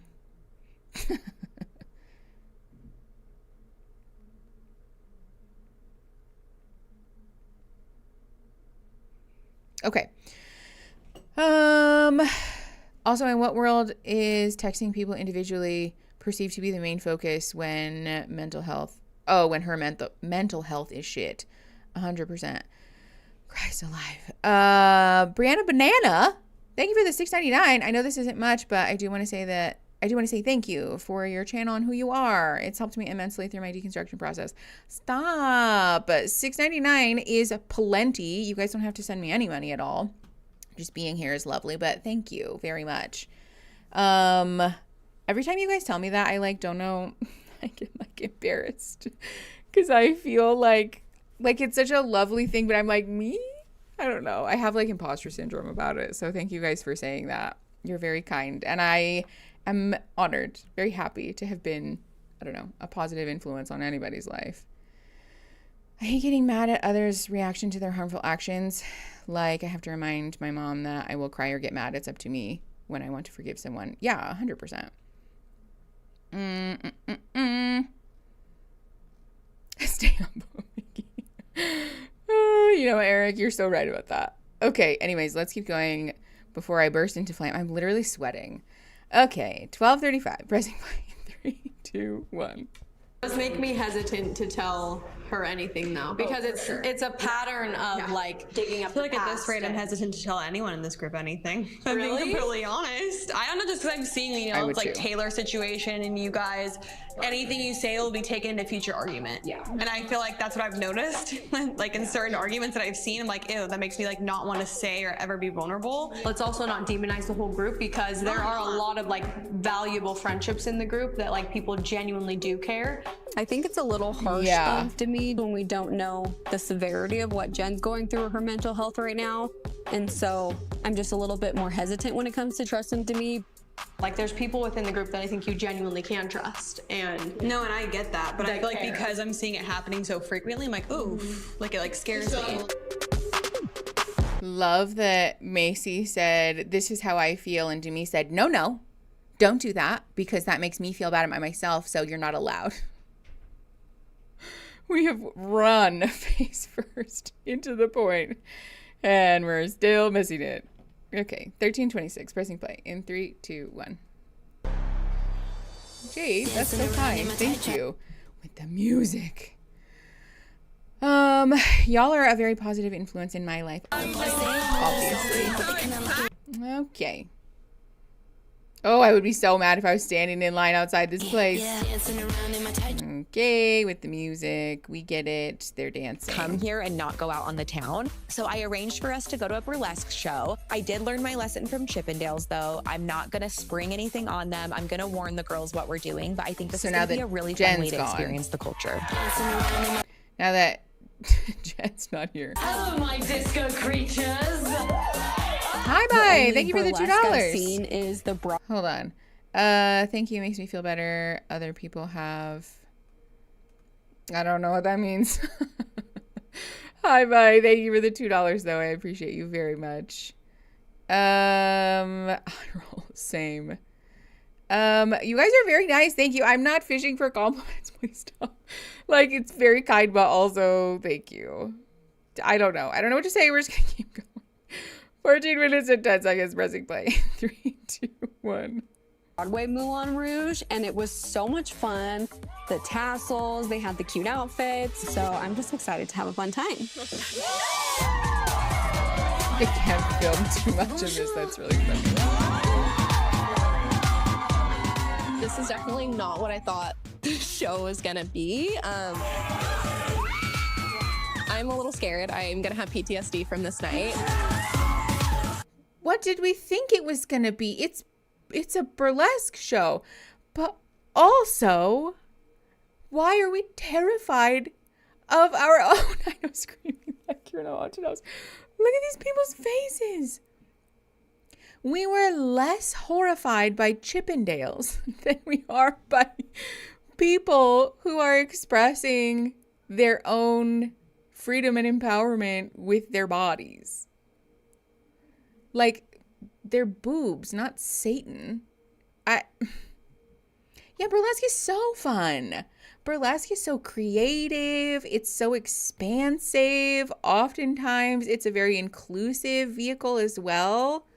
It's beautiful. Ugh. Okay. I saw guys dressed as a clown. Oh, okay. So I'm not reading the rest of that. Okay, let's just keep going. 14 minutes and 36 seconds. Pressing play in 3, 2, 1. Yeah, this is not what I was thinking a burlesque show was, if I'm being honest. I did not think I was about to see the cooch, the wooch, the titty, all of it. It's just a body. Oh, a joint.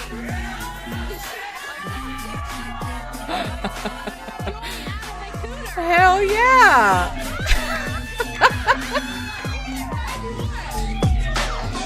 Layla, she pulled that out of her vagina. What Good for her. Cut it from the show. I regret everything. No, regret nothing. Regret nothing. Honestly, that's so fun. Oh, it's so repressed lesbian bisexual energy. 100%. It is fun. Oh, I'm so sorry. It was the burlesque performer pulled a joint out of her either underwear, out of her vagina. It's unclear. But then lit it and smoked it and then put it in front of Layla's face, who also smoked it. I was more surprised that Layla took a pull from a joint with, I would assume, weed in it. I don't know. I mean, surely it's not tobacco in New Orleans. I was just surprised that, like, we don't do drugs. We only do ketamine. Weed is fine, though. Yeah. Who cares about it coming out of somebody's vagina? I think it's fascinating that she didn't consider what she was smoking. I know. Oh, she does smoke weed. Interesting. See, this show is such a farce. Mormon Wives, my ass. Okay.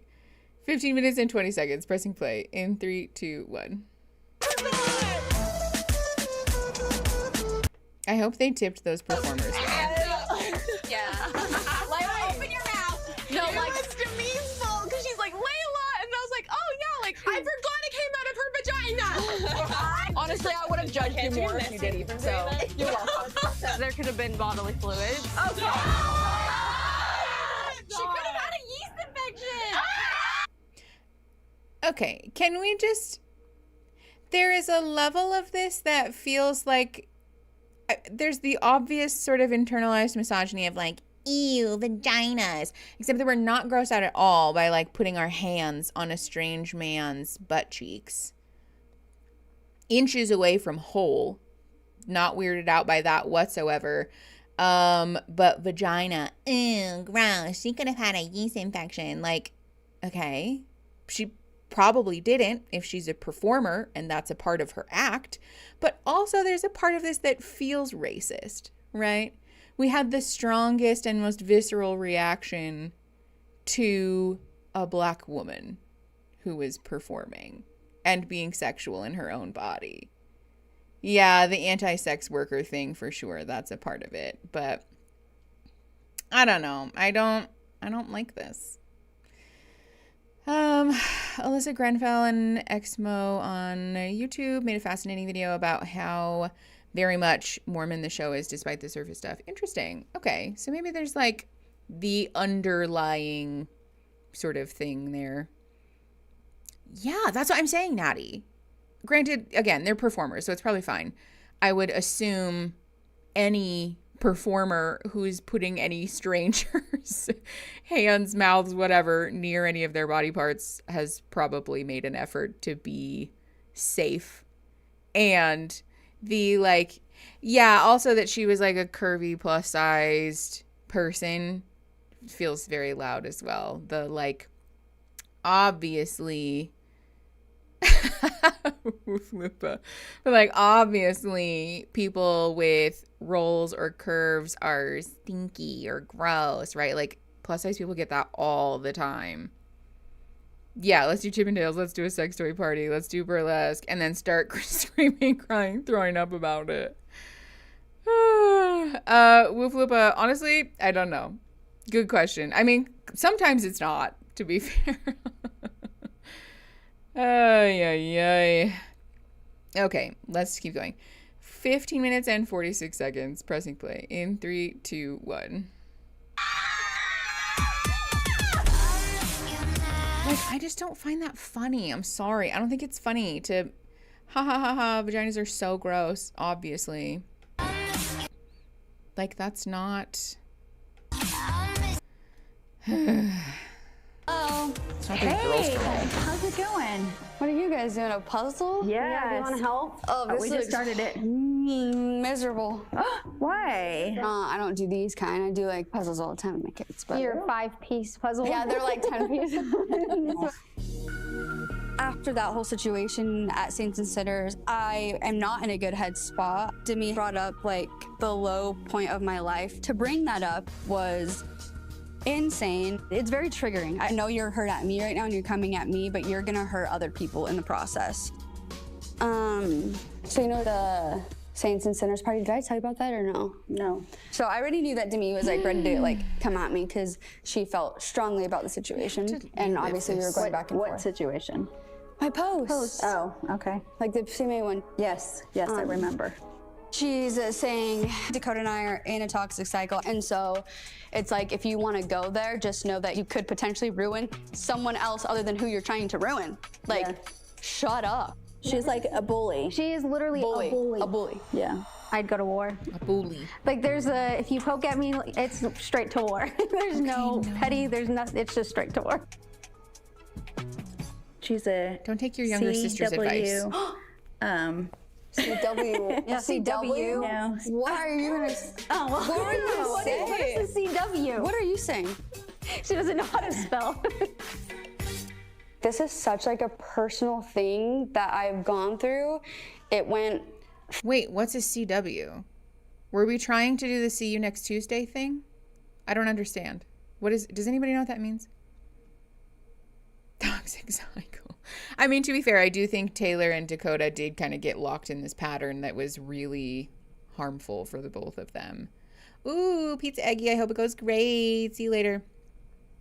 A bully feels like such a young word too. Yes, I agree. I believe you. She was trying to call her. I think so too. The Mormon accent distracts me all the time. Dogs and clogs. The bully thing. And the way that like CT, if there's like, you know, blah blah CT blah blah blah in a word like picture, it always ends up being picture. It's like that on Sister Wives too, and I don't get it. Yeah, such a big deal. I don't understand. I just want to understand. Okay, let's keep going. Sorry. Anyways, 17 minutes, 40 seconds, pressing play in 3, 2, 1. Freaking on the news everywhere, and it's just like I'm doing all the work that I can. I mean, he's been out of my house for like almost 5 months now. We've been going to major therapy, trauma therapy, and I'm like doing everything that we can to become better in protection of like our families. Do you think that any of the other girls like have your back? I mean, like what's going on with Macy? I mean, I don't know. Hi, Frankie. And Layla. Layla's kind of just goes with the wind, huh? Mm-hmm. She's just young. Yeah, and Miranda really doesn't say much, so I'm like, yeah. I'm surprised Miranda hasn't like stuck up for you more. Because she doesn't have a backbone. Yeah, that's sad. So they're all going on their trip and then recorded. Yeah, I don't want to be around any of it. Like my mental health, I think it's better to stay here, keep going to therapy, be with my kids. Like I'd rather do that. I'm tired of everybody, to be honest. If anything, you've been a great friend to all of them. Okay. And I don't know how they can't see that. You created MomTok. I don't care what anybody says, whatever, like you are the person that started it. You're the one that welcomed all these girls in. I know that's nice of you, but it like pisses them off. They're gonna resent me if they keep hearing that. And I love MomTok. But right now, I do feel like I don't know who I trust. I don't know what is said behind my back. I don't know where I stand with them. I just have felt alone. If we learned anything, never misses a filming just day. trust your gut, okay? Mine was literally saying, leave your relationship. Something is not right. Every single day, I knew specifically where it was wrong, and I was like, didn't listen. But I Maybe mean, you because you did were being have your gaslighted mom, your by your dad, your family. sister, your friends all saying, something's off, something's off. Why are you with Dakota? And asking you, and you always just... What? What? We're not rewriting history right now by saying, look at, what is this face, Leanne? Go away, Leanne. That is so incredibly false. Your family, your mom, your dad saying this relationship is toxic, get out of it. Huh? Can we roll the tape, please? Like last season, this season, mom and dad were trying to gaslight her into staying with this man, telling her like there's nothing wrong with your relationship. We don't know what you're talking about. That didn't happen. Actually gaslighting this woman into not trusting her own reality because they didn't want to be embarrassed by having a daughter who had a child out of wedlock. Like, yeah, before she got herself knocked up, back when she wasn't trapped, literally. Yeah, maybe the sister a little bit, but even then, like, okay. Her family is the worst, dude. Maybe not the sister, but parents especially. Okay. 19 minutes in, 37 seconds. Pressing play in 3, 2, 1. No, because mom and dad ended up really liking him. They're like, you should work things out. Like, okay, don't give up easily. That's after ever, though. But I like Dakota. I'm not saying anything bad. Yeah, I mean, I like Dakota too, but do I like you guys together? No, I don't. Yeah, it's really sad. Do you pray? Mm-hmm. What does that have to all do the with time? anything? Lately, I've been like, please help me through this because this is really hard. I think that's just how life is, because you're going to keep going down the same cycle until you say, I'm going to change. I need to change something. You need to change. You need to change it. Only you can change it. I can tell you a million trillion times. It's like only Taylor can change it. I cannot stand her mom. Praying does not fix anything. And her mom saying, basically, this is your fault. Basically, this is your fault. And unless you're praying hard enough and choosing to be different, then it's going to continue to be bad. And that's just how life is. Life is just hard. Everything's just hard. This is the marriage is hard thing. No, it's not. No, it's not. It shouldn't be. Shouldn't be. Your whole life should not be difficult. I'm just so frustrated by these people. Only she can change, or which is it? Only she can change, or should she pray? Pick a side. Okay, 20 minutes and 34 seconds. Pressing play in 3, 2, 1. The living room, we shall go. Hello. Is this the hair salon? Hello. Welcome to Why are they Julie's. doing hair? Cute. This is such a cute situation. Yeah. I'm like, we like each other. Hey, Miranda, you want your lymphatic massage? Tonight was the most humiliating thing in my life, but with all the drama between the girls right now, there's a lot that we need to talk about. At least I'm a little bit high right now to make the pain a little bit less excruciating. Actually, to me, there's been something that I've been wanting to ask you about. Do you see yourself ever being friends with Taylor again? It's a valid question. And not even necessarily an inflammatory I just don't one. see her being able to take full accountability, and I don't think that she has like the emotional maturity to have like a deep, meaningful friendship. So no. My answer is no. What's your status with Whitney? More so just repairing, I think.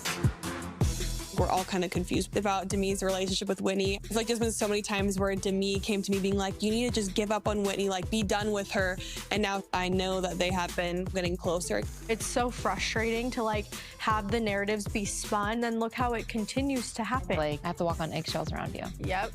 And Whitney definitely got defensive for Demi. Okay, should we just have the resolution of the petty IG post and move on from it? No, truly, that was weird.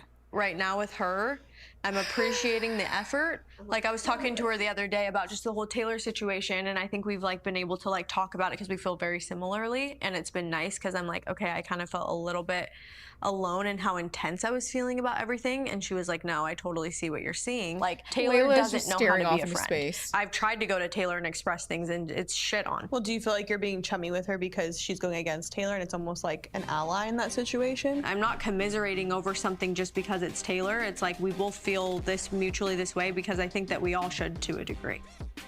I'm extremely. So yes. This is, again, the thing. We talked about this. We've talked this to death. It's very clear that Demi is committed to seeing Taylor as incapable of repairing the situation, in which case, we're done then. We don't need to be friends. When people do this to you, just leave. Because, again, sometimes we get caught in this thing of, I don't want someone to think this about me, or, I don't want people to say this about me, whatever. Just let them think that. Let them say that. Don't waste your time and energy trying to convince people of things that you already know are true, or things about your character when they're committed to not seeing that, because it's a waste of time and energy, honestly. 22:43, pressing play in 3, 2, 1. Extremely frustrated to have to even have this conversation right now. Taylor is the problem. How can you not see that? How do you feel? I feel like a lot of people are intimidated by her. Do you guys ever think about like where Taylor would be and what she'd be like right now if she had never met Dakota? I think she thinks about it all the time. I can't imagine. That's probably why like she feels so erratic all the time. I hope that like both of them Hasn't she always been that way though? Well, and like toxic? I feel like she has the tendency more often ever since the whole swinging thing. Like, I feel like Taylor was a lot more mellow, for sure. Well, I can't imagine if she would have not dated him, didn't date anyone for a year and just healed from the swinging stuff, the divorce. I feel like it would be a completely different situation. I think that she chases chaos. Real quick, I do think that Taylor would probably have less trauma had she not been involved with Dakota. But the way that we're talking about it makes it sound, again, like Taylor, we're talking about Taylor like she's a dog from the pound or something. And we're also doing the very religious thing of like, see, premarital sex, having a child out of wedlock, swinging, all of those things make you erratic. They make you traumatized. They make you crazy, when I think really what's happening is that Taylor has trauma that she needs to work through, but is being consistently pushed away from doing that, actually, because her friends and her family and like everybody in her life is really obsessed with these like very religious expectations. It makes sense that multiple people are struggling. Hi, Boom. No, you didn't miss the stream. We're only like an hour and a half in. I'm going to cut my hair later today or tomorrow. I'm ready to function up. Hell yeah, Liquid Soap. Go crazy. Yes, okay. It is very like hysterical woman sort of energy, which is gross. They do love to shame her. Okay, 23 minutes and 30 seconds. Pressing play in 3, 2, 1. I feel like Demi is playing a game of who can stab the knife in deeper and twist it harder. I just feel like she's losing perspective of what really matters with MomTok. Well, I think I'm gonna go to bed. Wait, I need to put my Love water. you guys. Okay, good night. Thanks for my massage. You are kidding me. No, my heart's in my ass. I don't know why those subtitles were in Spanish for a second. Everyone just started screaming because Whitney came out of the bathroom with a face mask on. That's it. I don't know why we were screaming. What a wild night. Why? There you are. I freaked out. Sex, and now she's ready for breakfast. I'm starving. I have a surprise. Oh no, what is it? We're gonna play a little game for breakfast. Oh no. Please, never this. What? Is that a pregnancy test? We're gonna play pregnancy roulette. Shut up. You're everyone, go drink some water. This makes me think that someone's pregnant. I instantly have anxiety because I was not planning on telling the girls yet, or at least in this way. I have a whole plan on what I want to do to tell the girls I'm pregnant, but this is definitely not it. I would be so mad. I would be so mad, and also just pour water on the pregnancy test. Obviously, like, we've seen people do this. This is a thing. It's like a trend on TikTok and whatever. But it's a funny haha if everyone in the group decides to do this, not when we spring it on everyone. And if someone refuses to do it, then it's well, are you pregnant? Well, you don't want to because blah, blah, blah. Like, can we let people announce or not announce their medical conditions in their own time and their own way? This is mean.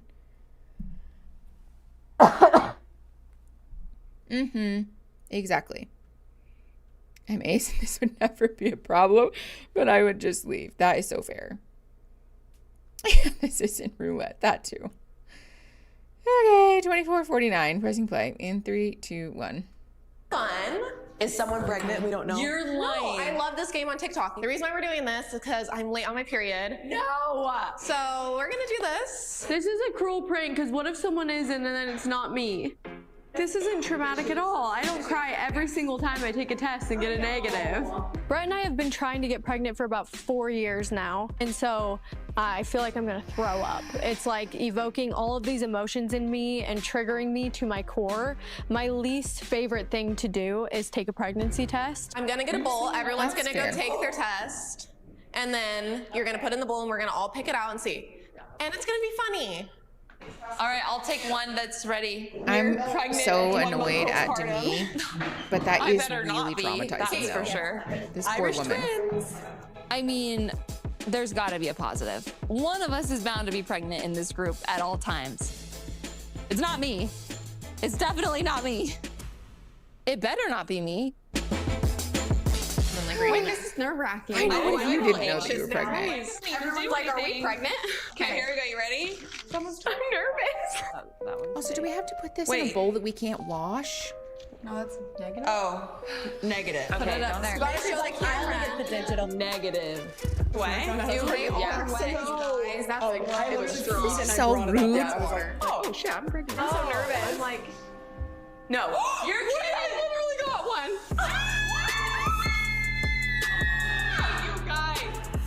I knew it! Oh! That would be pregnant. Poor Demi. Stop looking at me! I don't know! I didn't look! Wait, hold it up. I want a picture. I'm screaming. Can you imagine? Can you imagine Demi being like, oh my God, maybe it really is me, having the hope of all of this, and then finding out that it's actually just Macy and being just heartbroken all over again. Again, I think Demi is being an asshole, but this is super mean. Infertility is really traumatizing. You can't just draw a positive test and boom, you're pregnant. What do you mean? Do they know this isn't how you get pregnant? Oh, well, I mean, yes, I think it's just a joke. Whatever. This is also just super weird. I think it's also fucked up that they're doing this in a fruit bowl that belongs to the Airbnb or whatever and can't be washed. We didn't want to just like put them on a napkin, put them on the counter. It can be sanitized. Like, no one's going to think to sanitize the fruit bowl. It's going to have piss in it. Okay, 26 minutes and 39 seconds. Pressing play in 3, 2, 1. Fucking pregnant. Glass cup. I'm gonna cry. Who is it? Holy shit. That is a dark ass freaking line. Whoever here is pregnant is like pregnant. I'm feeling Miranda's very soft. I am too, actually. Look at why she's laughing and putting her face down. She's non-confrontational. Everyone's shocked. I mean, I'm not shocked. I'm like, oh my gosh, what? It's a positive? But like, it's because I genuinely feel so panicked. That's like really dark. Wrong. This is criminal. Now we don't know who. Wait, I'm sick. Oh my god. This is criminal. Wait, I have guys. to get ready. I'm like nervous. Negative. I'm putting on a cake this time. Oh my god. My heart's racing. Okay, negatives go in the trash. That's Negatives so go in the positive, trash. it's insane. Just one of us. Who is it? Wait. Oh no, there's Pregnancy test. I accidentally dropped it in the toilet. I genuinely am so You're kidding. No. Shut up. You're lying. Poor Demi.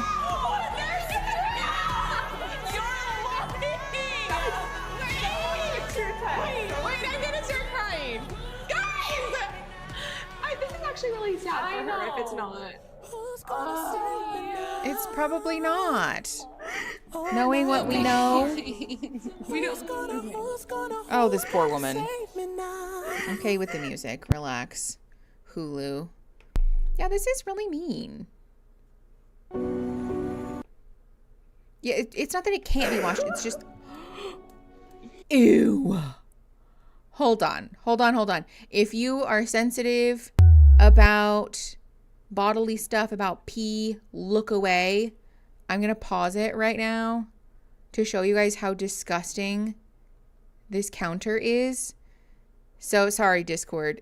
YouTube, look away if you don't want to see. Look at how wet this countertop is. We are smearing urine on this countertop. Can we also, can I just say, as a person who, like, I haven't taken a lot of pregnancy tests in my life, but I've taken like a fair few. I don't think I've ever smeared urine all over the table. Like, are we not, for people who take pregnancy tests this often, are we not like shaking them off over the toilet, you know? Or setting them on top of a little wad of toilet paper first after you pee. Then you do your business, and by the time you like wash your hands and all that, it's usually like pretty dried off. Also, like, aim a little more. How are we not at all phased that we're smearing urine? Yeah, maybe it's like maple syrup.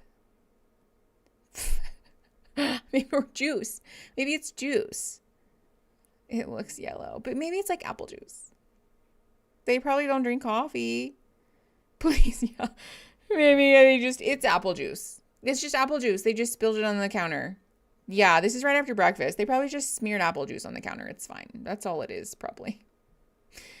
Okay, anyways, 28 minutes, 13 seconds. Pressing play in 3, 2, 1. Oh, sorry, I muted it. Poor Demi. This is really mean.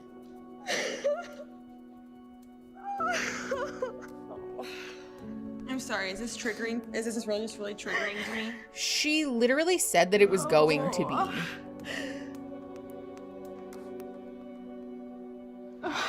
Okay, sorry. You're good. It's okay. I can't even explain how deeply sad I'm feeling in this moment. Initial reaction is like, holy shit, I'm pregnant. And then I'm like, wait, no, there's no way that you're pregnant. Like, there's no way all you get is negative tests. 2 people are pregnant? What the fuck? I guess so. And they're not Is that real? Okay. Positive. Wait, you're gonna make me cry. Oh my gosh. Wait. Who is it? If someone actually knows they're pregnant or 2 people, like, this isn't fair to her. Yeah, like, we have to. This isn't. Like, at least say. Like, yeah. There's. Oh my God.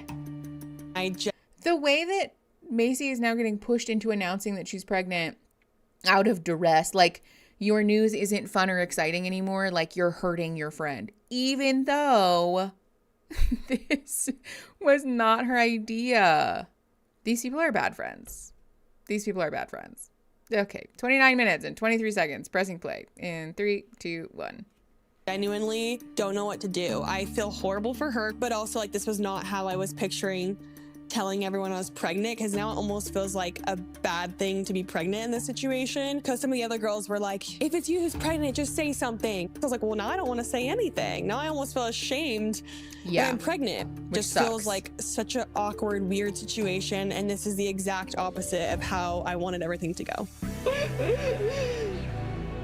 God, Demi's just having a fucking meltdown.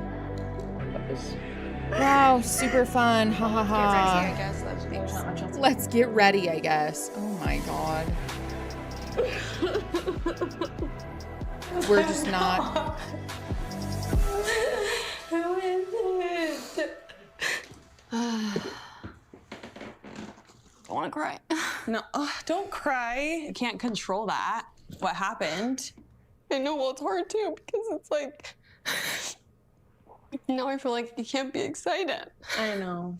I know. I feel so shitty. This is not how I saw myself announcing my pregnancy to all the girls, but it's true. I'm pregnant. Called you because I have some tea. What's the tea? You know I love the tea. Give me the tea. I'm pregnant. No! Oh my gosh, I'm so excited! Congrats! Jacob. Congratulations. Oh my That is god! crazy. Another member added to MomTok. No one else is claiming the second pregnancy test, so I'm like, well, I'm definitely not going to speak up, especially now that Demi's like sobbing and everyone's consoling her. Yeah. This is also my moment that I don't want to be taken away from me, and I also Valid. want to be sensitive to how you're feeling. I feel like this whole situation's just so awkward. It was a weird situation though. It was like, what can you do? Being like, it's me! Like, you know what I mean? It's awkward. It's like shameful to be like, it's me. Demi.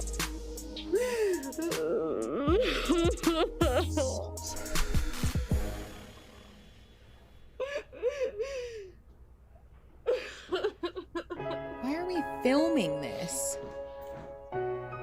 Even though Demi and I are going through some issues right now, it's devastating to see her react this way. She's opened up to me about her fertility journey, and I've seen so much of that emotion and heartbreak. So seeing this reaction is so hard to witness, and I really hope that she's okay. I try so hard to consider everyone's feelings, and like I feel like people are so flippant about like things that like bother me, and I'm just sitting there like, as someone who cares so much about people, I'm just like, frick, does anyone care about me? Like, Like, that wasn't a trick anyone was playing on you, but I think it was just really terrible timing. Eyes are now puffy. Sorry that ruined the mood. What? Do you want something to make you happier? Sure. Think about it. What? Who's pregnant? I don't know. Is it Demi? It's me. No, it isn't. Oh, she didn't know? It's me. Are you lying? No, I'm not. You've been doing IVF the whole time and you didn't tell me? Wait, how far Oh yeah, along I are you? forgot. I'm Macy 2 got weeks behind pregnant you. because she did IVF, which makes it even Cry. worse. I've been hiding it for so long. Can you believe that? It makes me so happy. I know. Can you believe it? How did I not know? Like, we've had shared a room so many times, and she's been like injecting herself. She has like all these shot patches on her arm or something, and I just never picked up on it. He's so excited. And then she tells me how far along she is, and she's literally 2 weeks behind me. So I'm just so happy that we can go through it together. That's really cute. Oh my gosh, we manifested that. No, we really did. Okay. I'm so sorry. That was so wrong.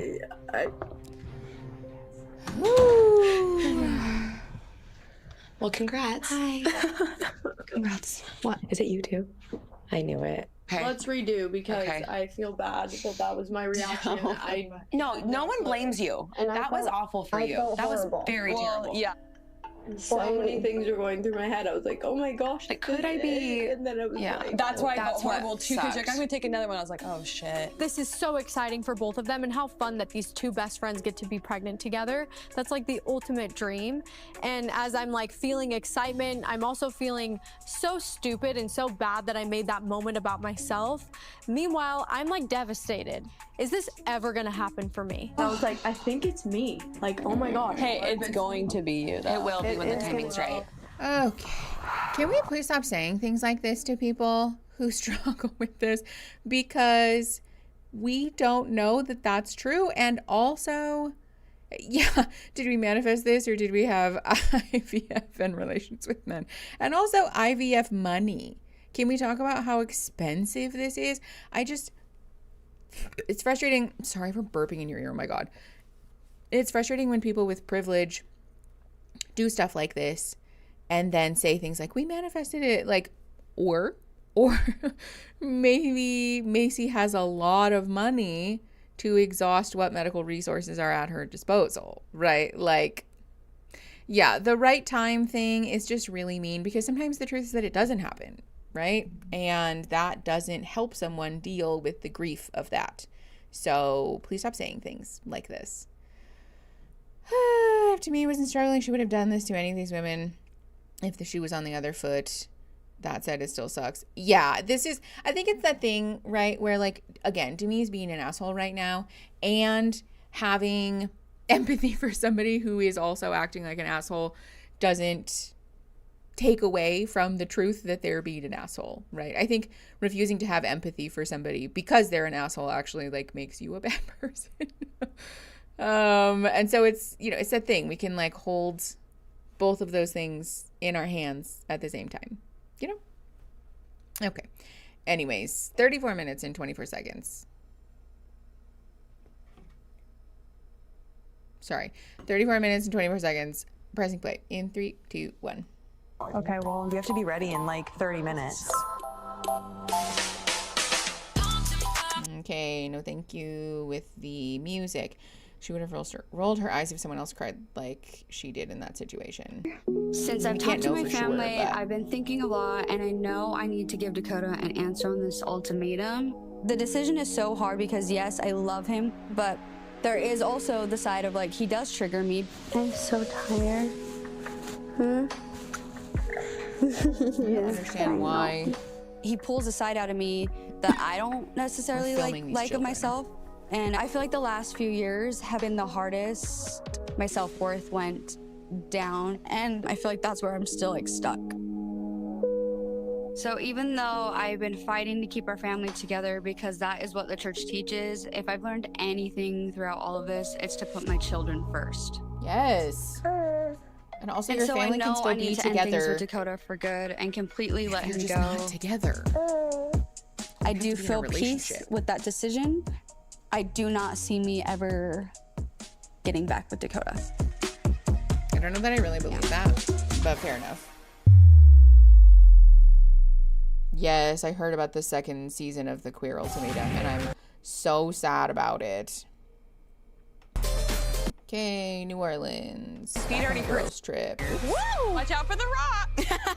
Don't give me a theme because I'll go all out. This is our first test if we can walk, you guys. Today we have a day of sightseeing. I'm so excited because New Orleans has always been on my bucket list, and I've heard this place is just magical and has so much to offer, so I'm so excited to explore.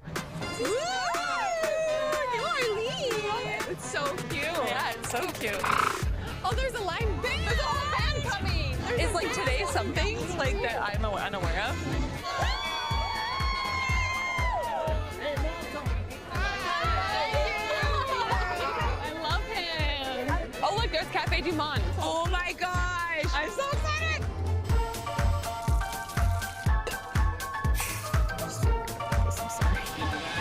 Oh my gosh! Yes, like we're all getting our phones out. Hurry! This is my main food group.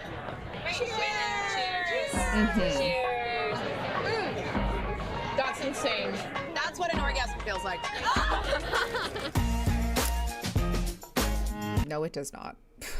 To people who don't eat sugar, maybe. Ooh. I know they actually have some really cute jewelry.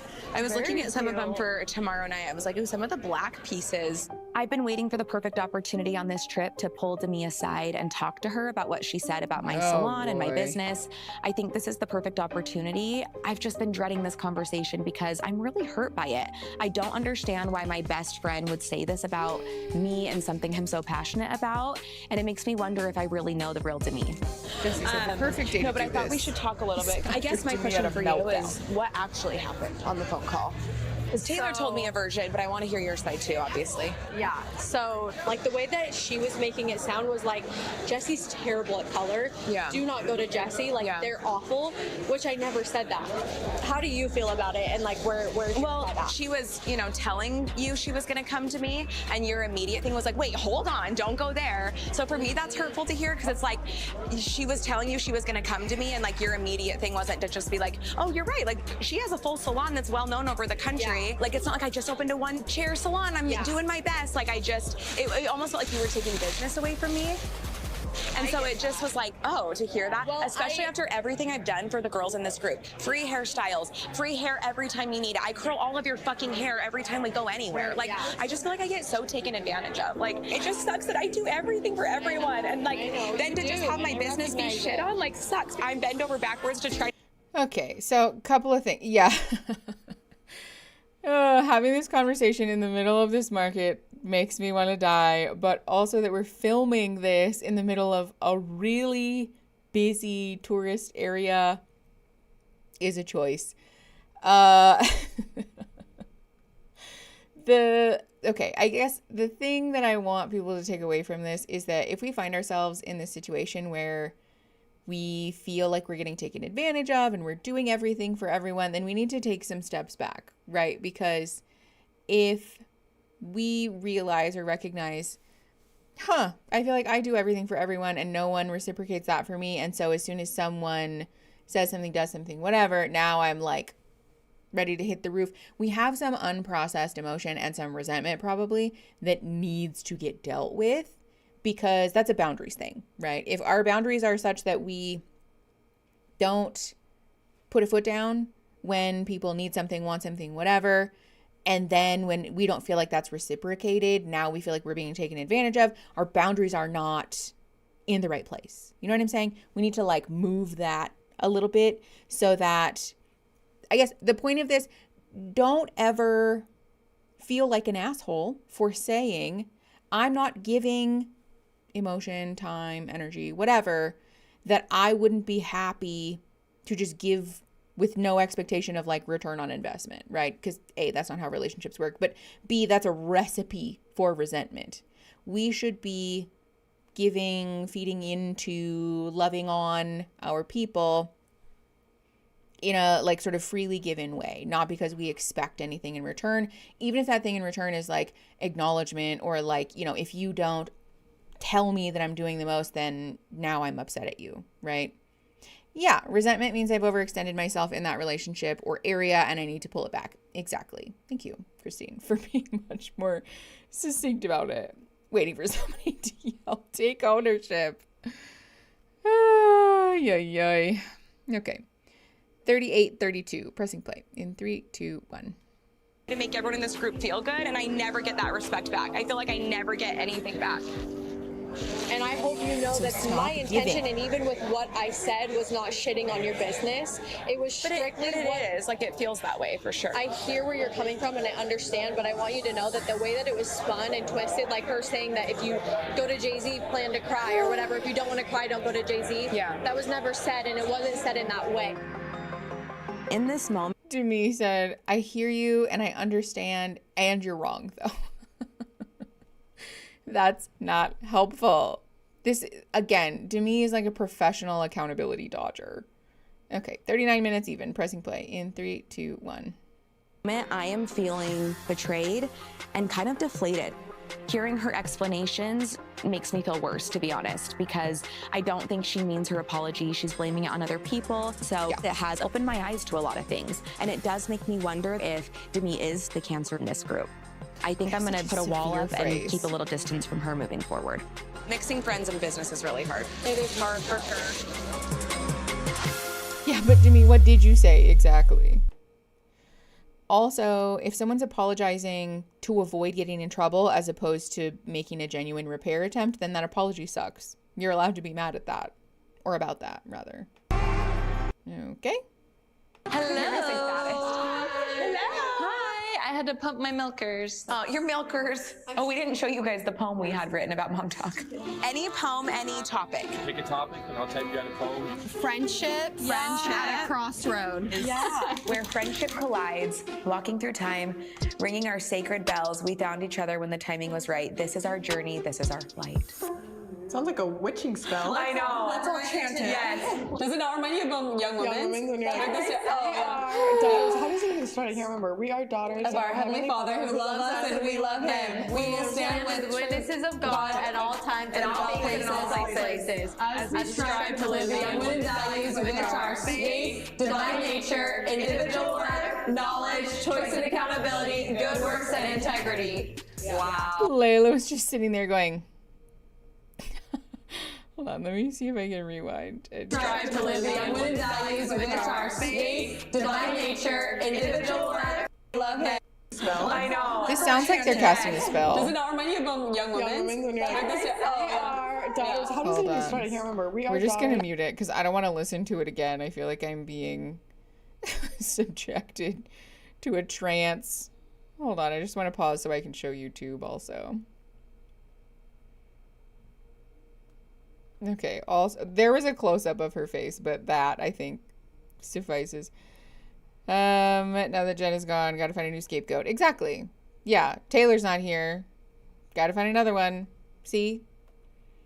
We need to find the close-up. I know. There was one just a second ago. Hold on. There it is.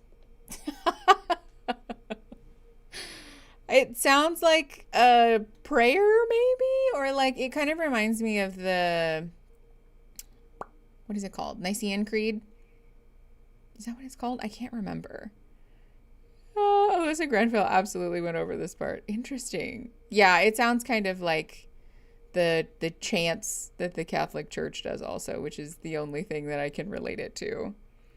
Okay, let's just fast forward. Whoops, that was too much. Go to Young Women's basically is learning about the church. They also do activities so that you can bond with other girls and bring them together and form a community. It's so weird to hear it like that, though, because like having it in a chant like that, I'm like, we are a cult. Like that sounds so crazy. Oh, have you ever been to the temple? Yeah, of course I have. Oh, I forgot your first marriage. Yes. In Latter-day Saint religion, the temple is very sacred and holy, and you need to live a certain way. And you go through an interview process through your bishop to be worthy to enter the temple. Okay, here's the thing. I don't believe, but if I did, this you don't freaks believe me out. any of it? Do you believe the afterlife of it? Yeah, in a sense, like some of it for sure. For me, it's core Christian values. Yes, I exactly. still very much like resonate with the core Christian values, but like they weren't uniquely Mormon. Yeah. Yes, exactly. That's how I So feel. you don't believe that the Book of Mormon's true?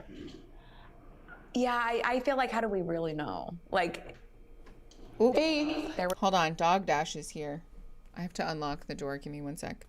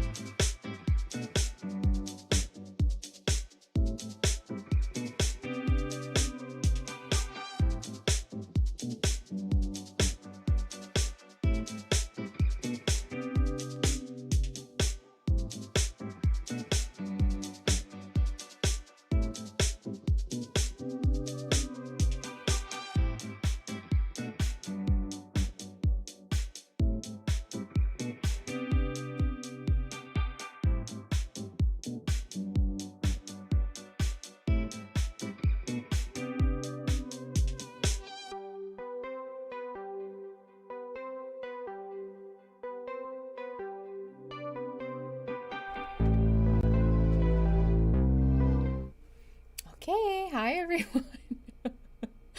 I don't know if you can see. Aaron is here. There he is. I moved the wrong way. I'm so sorry. It's so crazy how empty the wall is. Aaron wanted to try to scare you guys. Look at that. Oh, you want to show him? I'm like Dana White. R.I.P. to our set. Shout out to Aaron for bringing me a milkshake. Look at this. People have been excommunicated for less. For what?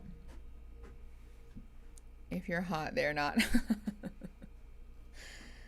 Everybody say thank you to Aaron. Thanks for the dog dash. Okay. Love you. I love you too. I'll talk to you later, okay? Hold on.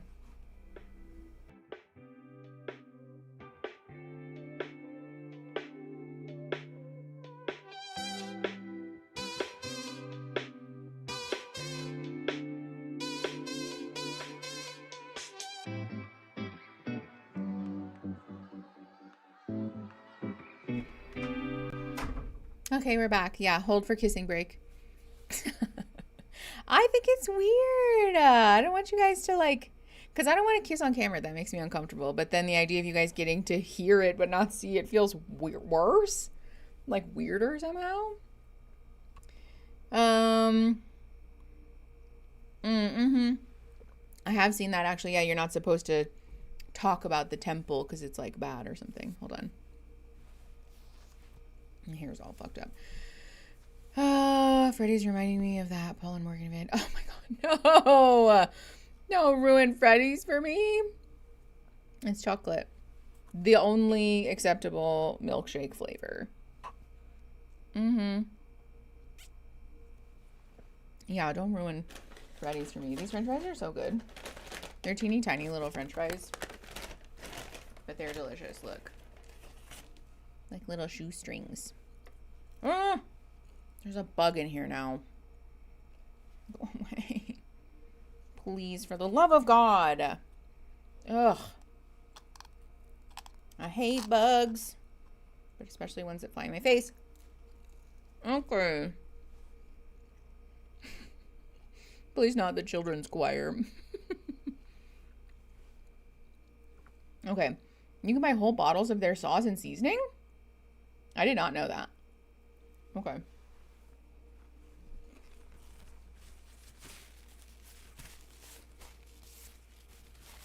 Oh my god, no. I think I killed it. Oh my god. Sorry, the camera's shaking because I'm killing a bug. I killed it! Wow, good for me. Love that. New napkin. Mickey battling a bug emoji. Listen, that was God punishing Bethy. Don't worry. Okay, that's really funny. Okay, anyways, let's keep going. We're at 41 minutes and 40 seconds. Pressing play in 3, 2, 1. No phones back then, there's no proof. But what I was gonna say is I don't really believe, but this freaked me out, is when I was trying to get my sealing canceled, my bishop was like, yeah, well, if you don't get it canceled, technically, like, you're sealed to your ex. And I was like, ew. Like, that doesn't change. He's still sealed to you. But he didn't, like, within the church, if you don't get your sealing broken, your sealing is your marriage, then you're still married in the eyes of the church. And they believe that after you pass on, you're sealed forever, for all time and eternity. So technically, I'm still sealed to my ex-husband, which means we would be together in the afterlife and I wouldn't be with my current husband. Part of the reason it was really hard for my family when like Chase first left the church was because Chase had like removed his records, which means that I'm no longer sealed to my children, because essentially you need a man in order to be in the highest degree of And can't they have eternal, like multiple eternal families? Yeah, why? You've been through the temple, right, Jimmy? Yeah. Wait, you have. That is so bizarre. I have, you have. Just have not. Nope. One day. You want to one day? If I marry Cam, I probably will for him. For him? Uh-oh. Oh no, that's not good. I don't like that. How's that bad? I think that to me is definitely very harsh, and I'm so over it. Going through the temple is something that's very important to Cam. It's something that he's always wanted for himself, for his future wife, for his future family. So it's something that's important to me because it's important to him. So I wasn't saying that I'm just doing this for Cam. I feel like I'm doing it for us. No, like I kind of wanted to like sit in my bed and veg out my phone for a sec. Hi, Samantha. Are we changing for dinner? What are we wearing? Are just like casual? Do we have to wear semi-formal to have dinner inside the hotel? Airbnb, whatever? Okay. Oh, good. Yeah, wearing the most... Can I just... Really quick. Can we just talk about what a choice this is? Listen. Ha ha ha, right? Like Mormon women on vacation, whatever. And I just feel that it's a very bold choice to be wearing clothes like this, outfits like this, when we're in a city that has a very rich history for religious and spiritual practices that white people have no part of, right? That, I don't know. I don't like it. Whitney's clothes always look cheaper. Does she make less money than that? My God.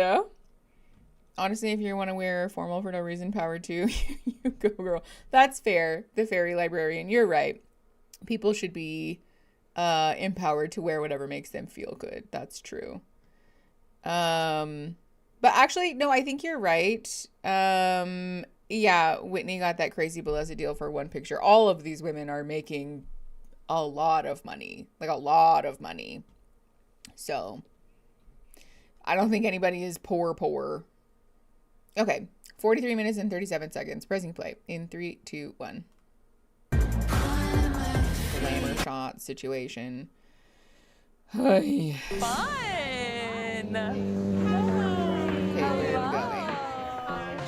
Thank you.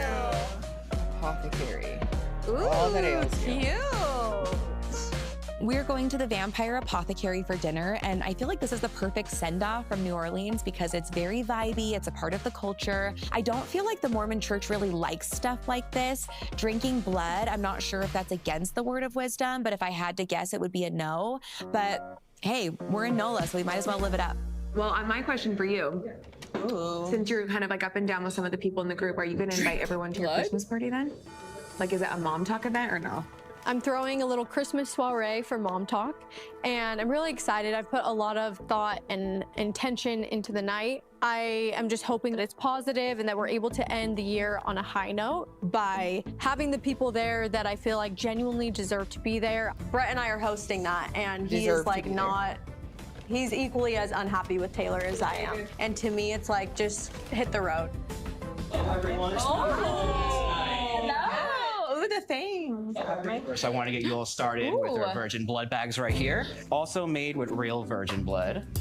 Wait, what is it? Real virgin blood. Thank you. You gotta push it down. Cute. Be Thank serious. you. I can use that. This looks just like my enema. But speaking of Taylor, I'm curious to hear your thoughts on, like, if everyone feels like Taylor deserves to be here and she puts in the effort and the work and she's a good representation of what MomTok originally was meant to be. Like, where's everyone's head at with that? Ugh. Taylor, this makes it sound like it's a fucking tribunal. Like we're having survivors tribal council. Like, what is this? Taylor's getting voted off the island for making Demi upset? I just don't. The weird attitude around who deserves to be involved in MomTok is so incredibly juvenile. We've talked about this before. I'm not going to bore you guys with it again, but it's very childish, lacking in emotional maturity. Okay, well, keep going. Being a part of MomTok, it's affecting us on a negative level, and I'm not willing to have someone in the group that's willing to jeopardize the health of my business. And tonight, I really want people to be like, we understand where you're coming from. Like, yeah, we don't have any need for her to even. What? Demi, be so serious. Okay, couple of things. She's affecting us in a negative way, and I'm not willing to jeopardize my business. It's not a company that you own. It's not like there's MomTok LLC. Each of these people have their own individual earnings to account for. I sincerely doubt that we're all involved in a multi-member LLC or a corporation together. And least of all, that Demi is the figurehead. Demi's the head of the board. That's not... Okay. 45 minutes and 48 seconds. Actually, we're going to rewind. So 45 minutes and 38 seconds. Pressing play. In 3, 2, 1. Jeopardize the health of my business. And tonight, I really want people to be like, we understand where you're coming from. Like, yeah, we don't have any need for her to even stick around. That's hard because I feel like there's times when things ebb and flow with everyone, but also health issues really put things into perspective. So I just feel like if she did apologize and she's making changes, I have to okay, what am I going to do? Hold a grudge forever? You take it how you will, but as your friend, that wasn't an apology, and that was not humility coming in there and being like, I genuinely want to change. Right, but at that Saints and Sitter parties, what she should have done is literally come in and say, I fucked up. Yeah. She sat there and threw me under the bus. And then you're gonna remain the leader of MomTok? Like, for what? Because she's the one who started it. But to see what she's capable of doing online to her friends and to people who have only loved and supported and been there for her is very problematic, and like, it hurts the group as a whole. For me right now, I'm just kind of at a loss because I do really want to give her the benefit of the doubt, but I'm still coming from a place of hurt that I'm trying to heal. So I think I'm just hypersensitive to things that happen now. That's like fair. with her CMA post. At least we have this situation now to give context if she does it again. After her apology at Saints and Sinners moving forward. If anything else happens after that apology, then I'm like, okay. And again, and we have behavior to point to now that's like concrete that hurt all of us. So yeah, How many chances like that do you give to someone before you go, you're literally a psychotic child? It's toxic as hell. And for me, as of now, can we please stop using these words? If I have to hear one more person label someone as having antisocial personality disorder or psychotic or a narcissist, I'm going to pluck all my eyelashes off one at a time. I just cannot handle the amount of ignorance that people seem to be blithely unaware of when we're throwing words like this around. It's just, someone can just be an asshole. You can just say that someone is selfish, self-absorbed, a dickhead, unkind, a bad friend, lacking in empathy, not fun to be around, a liar. Say those things. Say those things. Say, I just don't like this person. I don't like the way that they behave. I don't think that they're a good friend. They're not somebody that I want to invest in a friendship with. Anything. Say anything other than, well, I think that they're psychotic or that they have antisocial personality disorder or that they're a narcissist. Like, please stop, for the love of God. Stop doing this. Because, first of all, hardly is this true. If you are not qualified to be diagnosing people with mental health conditions, not your place. If you are qualified to diagnose people with mental health conditions, it is absolutely inappropriate, unethical, and quite frankly, more difficult than it's worth to accurately diagnose anybody that you know in real life, but especially to diagnose people over the internet, through social media, in any context that isn't in a boundaried, healthy, psychotherapeutic context. So there's just no world where anybody, mental health professional or otherwise, should be throwing these words around. Besides that, it also just unnecessarily stigmatizes personality disorders. This is the thing. Like, this person has, personality disorder XYZ. They need to work on their shit. How do you think that they do that? By going to therapy and by receiving some level of empathy and respect to work on their shit. No one wants to go work on their shit when you treat them like a second-class citizen if they do have that diagnosis. There's just no world where throwing these words around is a good thing. There's just not. We can talk about, this person who I know was diagnosed with this abused me in XYZ ways. Sure. And again, the way that's not what we're doing here, right? Like, let's just be very clear about that. Makes me want to bust through the wall like the Kool-Aid man. Like, careful with those prescriptive ladies. We can just leave some stuff. We don't have to know everything. We don't have to know everything. We don't have to have special words for things. We can just say someone's an asshole. You're valid in that. You're valid in saying, this person sucks. I don't want to be their friend. That's that. You don't need a diagnosis to say that. You can just say this person sucks, and that's fine. Okay. Doesn't matter. Sorry. 47-17. Pressing play. In 3, 2, 1. I'm kind of like, if Taylor's in, I'm out. Bye. I'm not Are you gonna serious? I'm not going to be a part of MomTok anymore. We all have different relationships with her, and I think it's not fair to kick her out. I also don't think it's fair for you just to leave if she's in. Like MomTok, we all move forward together in our friend group. Yeah. You know what I mean? Would that be fair for me to do though with the Whitney situation? If I was like, well, if Whitney's in, I'm out. But Whitney's life doesn't take over the group. Taylor is so self-centered and so selfish. And to me, it's like, we've had Whitney here this weekend. It's been great. Like that For is you though. If Taylor was here, it wouldn't have been bad for me, but it would have been bad for you. Well, the level of the offense matters. And to me, I think that Taylor's more of a liability in this situation, given the fact that she is the face. Do I think that Taylor has narcissistic tendencies? 1,000%. But I'm still on thin ice with a lot of the women. So yeah, I'm going to zip my list, but I do agree with Demi. And it's not that I need the spotlight, but it's like, is this a group of women empowering each other and taking the turns on the spotlight, or is this the Taylor show? I don't know. Which Demi saying, I absolutely refuse to be a part of this friend group. You need to choose me or her. Definitely is not taking the spotlight or being selfish and self-centered. Totally not. I know the waiter, if I was the person putting those drinks down, I'd be like doing that so slowly. This is the other thing about this that's so funny to me is this, you know, MomTok is about women empowering each other, blah, blah, blah. While we're all talking shit about each other behind each other's backs, while we're all secretly complaining in our little talking head moments, while we're all doing all of these things that are very much not supportive, right? We're playing these games that hurt each other's feelings. At the first opportunity, we throw each other under the bus. Like,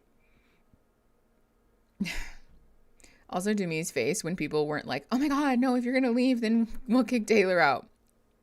I don't think she expected that to happen that way.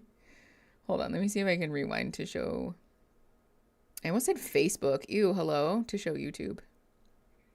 For me, as of now, I'm kind of like, if Taylor's in, I'm out. I'm not gonna be serious? Yeah, I'm not going to be a part of MomTok anymore. We all have different relationships with her, and I think it's not fair to kick her out. I also don't think it's fair for you just to leave if she's in. Like MomTok, we all move forward together in our friend group. Yeah. You know what I mean? This is the face of someone who realizes that they overestimated their standing in the group. This is childish. This is selfish.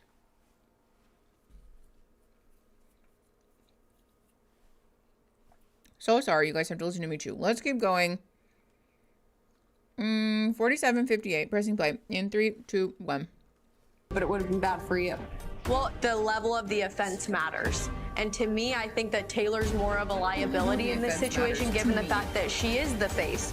Do I think that Taylor has narcissistic tendencies? 1,000%. But I'm still on thin ice with a lot of the women. So yeah, I'm going to zip my list, but I do agree with Demi. And it's not that I need the spotlight, but it's like, is this a group of women empowering each other and taking the turns on the spotlight, or is this the Taylor show? I don't know, I haven't felt that way. It affects us when we go do events and who gets the opportunities and who gets interviews and stuff like that. So it's and for me, I'm like, why are we putting this person on a pedestal? Why are we giving this person opportunities? Some opportunities we have are sometimes because of her, you know? That's fine, but I've learned too much about her now to continue riding the clout. Like, if this is part friendship, part business, like, this were a normal business, she'd be gone with the things that she's doing. MomTok is way more than just now on a pedestal. Why are we? I know the overlay. I put it back on. Oh my God. But this isn't a regular. Hold on, I wasn't paying attention. Okay, yeah. Whoops. Sorry, replay crew. If you're wondering why there was a cut in it, it's because I will have cut that out. So we're at 2 hours and 35 seconds. Someone remember that, please. Okay. 48 minutes and 30 seconds. Pressing play in 3, 2, 1. That's when we go do events and who gets the opportunities and who gets interviews and stuff like that. And for me, I'm like, why are we putting this person on a pedestal? Why are we giving this person opportunities? Some opportunities we have are sometimes because of her, you know? That's fine, but I've learned too much about her now to continue riding the clout. Like, if this is part friendship, part business. Like, if this were a normal business, Look, she'd you're be right, I'm gone sorry. with the things that she's doing. MomTok is way more than just business and work. This is definitely a side of Demi that I have not seen yet, and I don't know if I'm liking it. At this point, I don't know what she's willing to do to get to the top, so that's very concerning for me. Well, think about the situation with you and Jessie, though. You weren't supporting her business, but she still is fine with that. That's different. How is it different? We're all a part of the same business. I'm not part of Jessie's business. I know, but you're her best friend. I wasn't her best friend at the time. I am so frustrated right now. It's like, are we gonna do what's right, girls? What is MomTok if it's not on standing on business, standing on what's right, and creating an environment that's healthy and conducive to success? I'm so disappointed in everyone. I feel like I'm on an island right now. This is the last thing I'll say, is that you guys do what you will with it, but like, she genuinely tarnishes what MomTok was meant to be. I think Demi wants to kick Taylor out of MomTok because Taylor's a threat to her, and it's the easiest solution to that problem. I don't know what's going on here, but I don't want to have to choose a side. I love Demi, and I think she's great. But how many friendships do you know where you have to be voted out or in? Manipulating the situation to be like, hey, I'm gonna walk if Taylor's here isn't fair to the rest of us. That's not healthy at all. I think that Demi secretly wants to be the leader of MomTok, but Taylor did start MomTok. We're all here because of her. I don't know what's gonna happen. This dramatic music. Demi said that, like, if you're in MomTok, then, like... Okay, next episode, we are gonna take a break. You guys are never gonna... Real quick. We're gonna start this episode, let's see. That's probably fine. Okay, we're gonna start this episode at like 22 seconds. It is 20 minutes to the hour right now. So we will be back 10 minutes till. If you guys need to stretch, go to the bathroom, get a snack, this is the time. Please take care of your meat sacks. And we'll be back in 10 minutes. Okay, love you.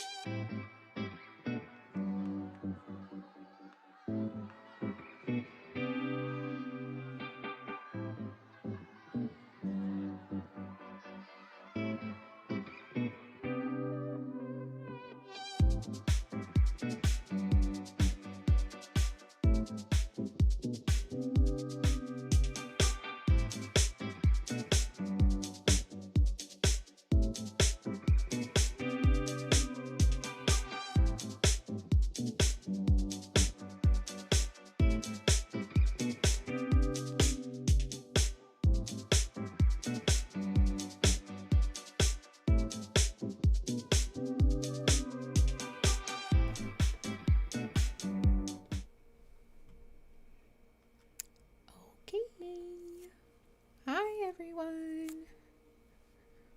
I'm trying to be so quiet and gentle. Hi. Okay. Excuse. How we doing? Did you guys take a break? Hopefully you guys hydrated. Had a little snacky. We're delicate snails. That's true. You have to be careful with the snails. No jump scare. Okay. I took a video of my light up shoes. I had cheese. I summoned you. I don't know how I feel about that one.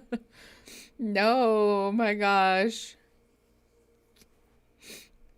Still hydrating. Okay. We manifested this. Did you guys? Were you guys asking if I was coming back? Peanuts and roast chicken. I unpaused your lunch break. Okay, fair enough.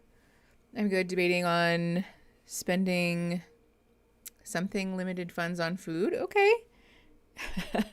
Okay, that sound on TikTok and Reels. Ba ba ba ba da da ba ba. It's I love it.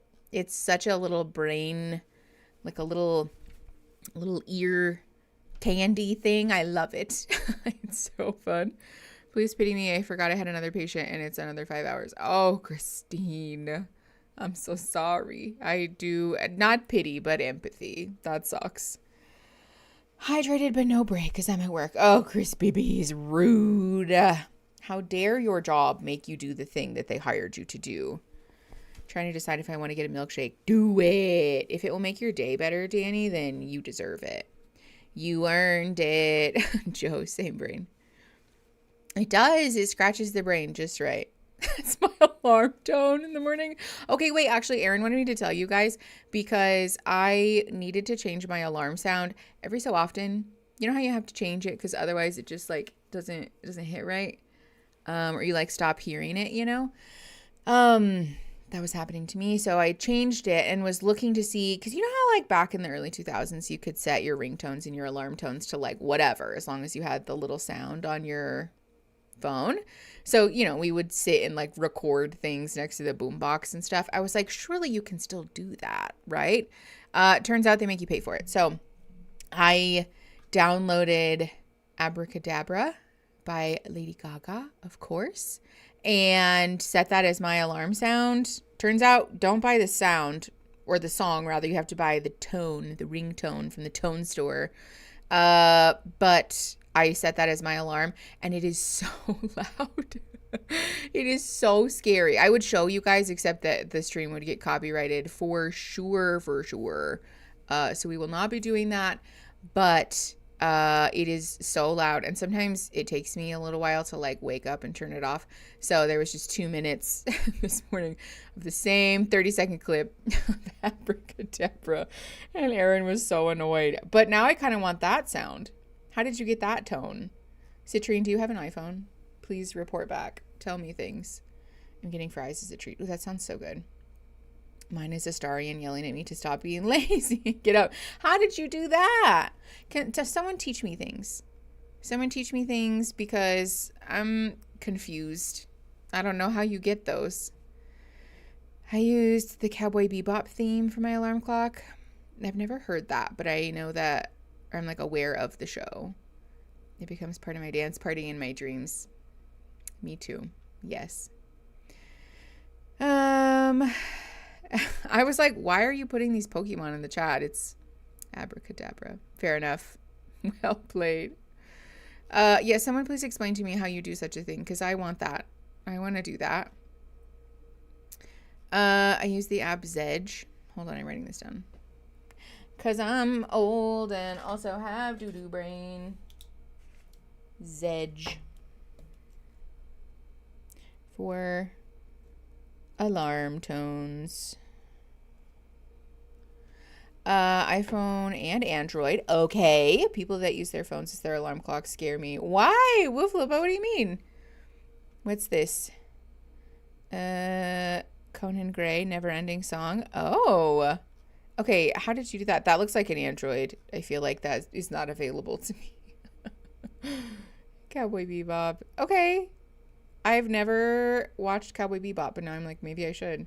I did try to see if the Dan theme song was available. It is not. It's only available as like a cover of it, and it's not as good. So if you have any song on your iPhone, you can set it as a ringtone. I have Mulan's I'll Make a Man Out of You as my reminder to take my birth control pill.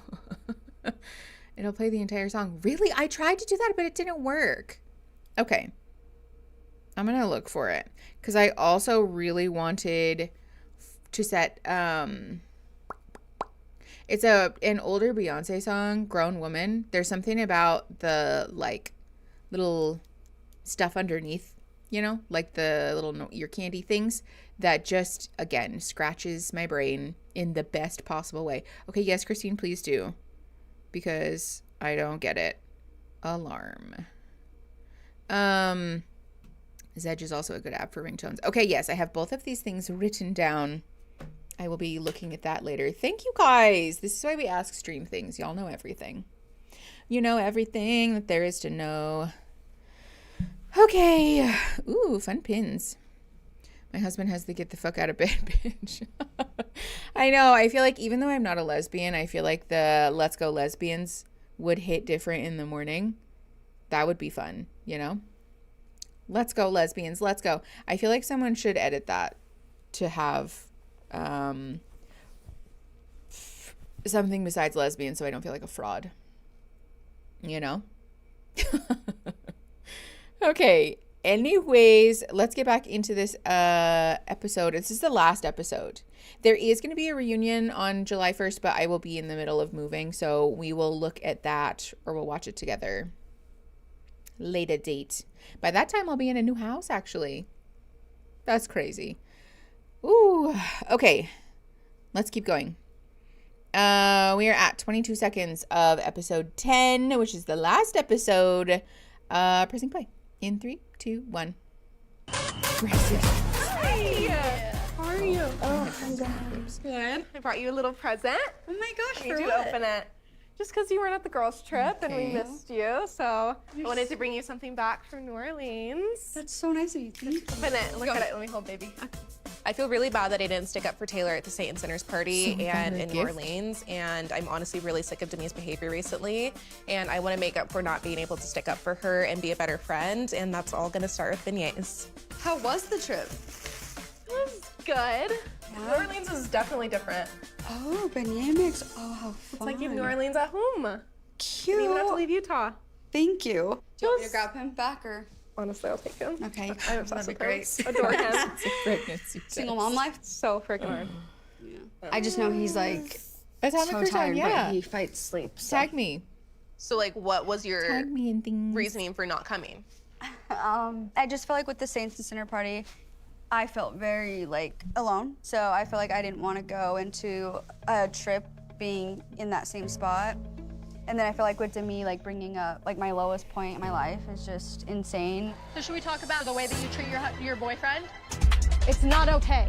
Yes, from my history. Let's go ask Dakota. Go on, bring him. I'm gonna protect your ever in this situation. She went to a different level, and so I just felt like I didn't want to be in a house with her for the weekend. Yeah. Which is a very fair and mature choice to make, I feel. A jumper? Maybe Those not things mature, are the but best. Fair. Because it keeps them contained. I think definitely there's like hard feelings that she has towards you still. Because in New Orleans, she said that like if you're in MomTok, then like she would like leave MomTok. Bitch, what? Like, you're a bully. In what world? Not only to me, but half the group. Yeah. You are not some saint that you think you are. Huh. No, she needs Jesus. That's true. Hi. Hey. I was gonna come get the door, but I know you always walk in. Oh, hey, how's it Please. going? You look pretty. Oh, You you're look so nice. Oh, just working today, so. Oh, are you? How's everything going with you? I haven't seen you in a minute. She said, just working. That's why I'm here. Because if I'm given the opportunity to be on camera, I'll put everything on hold so I can be here. Because I want to be famous. Okay, off topic channel. Thank you, Atomic Crouton.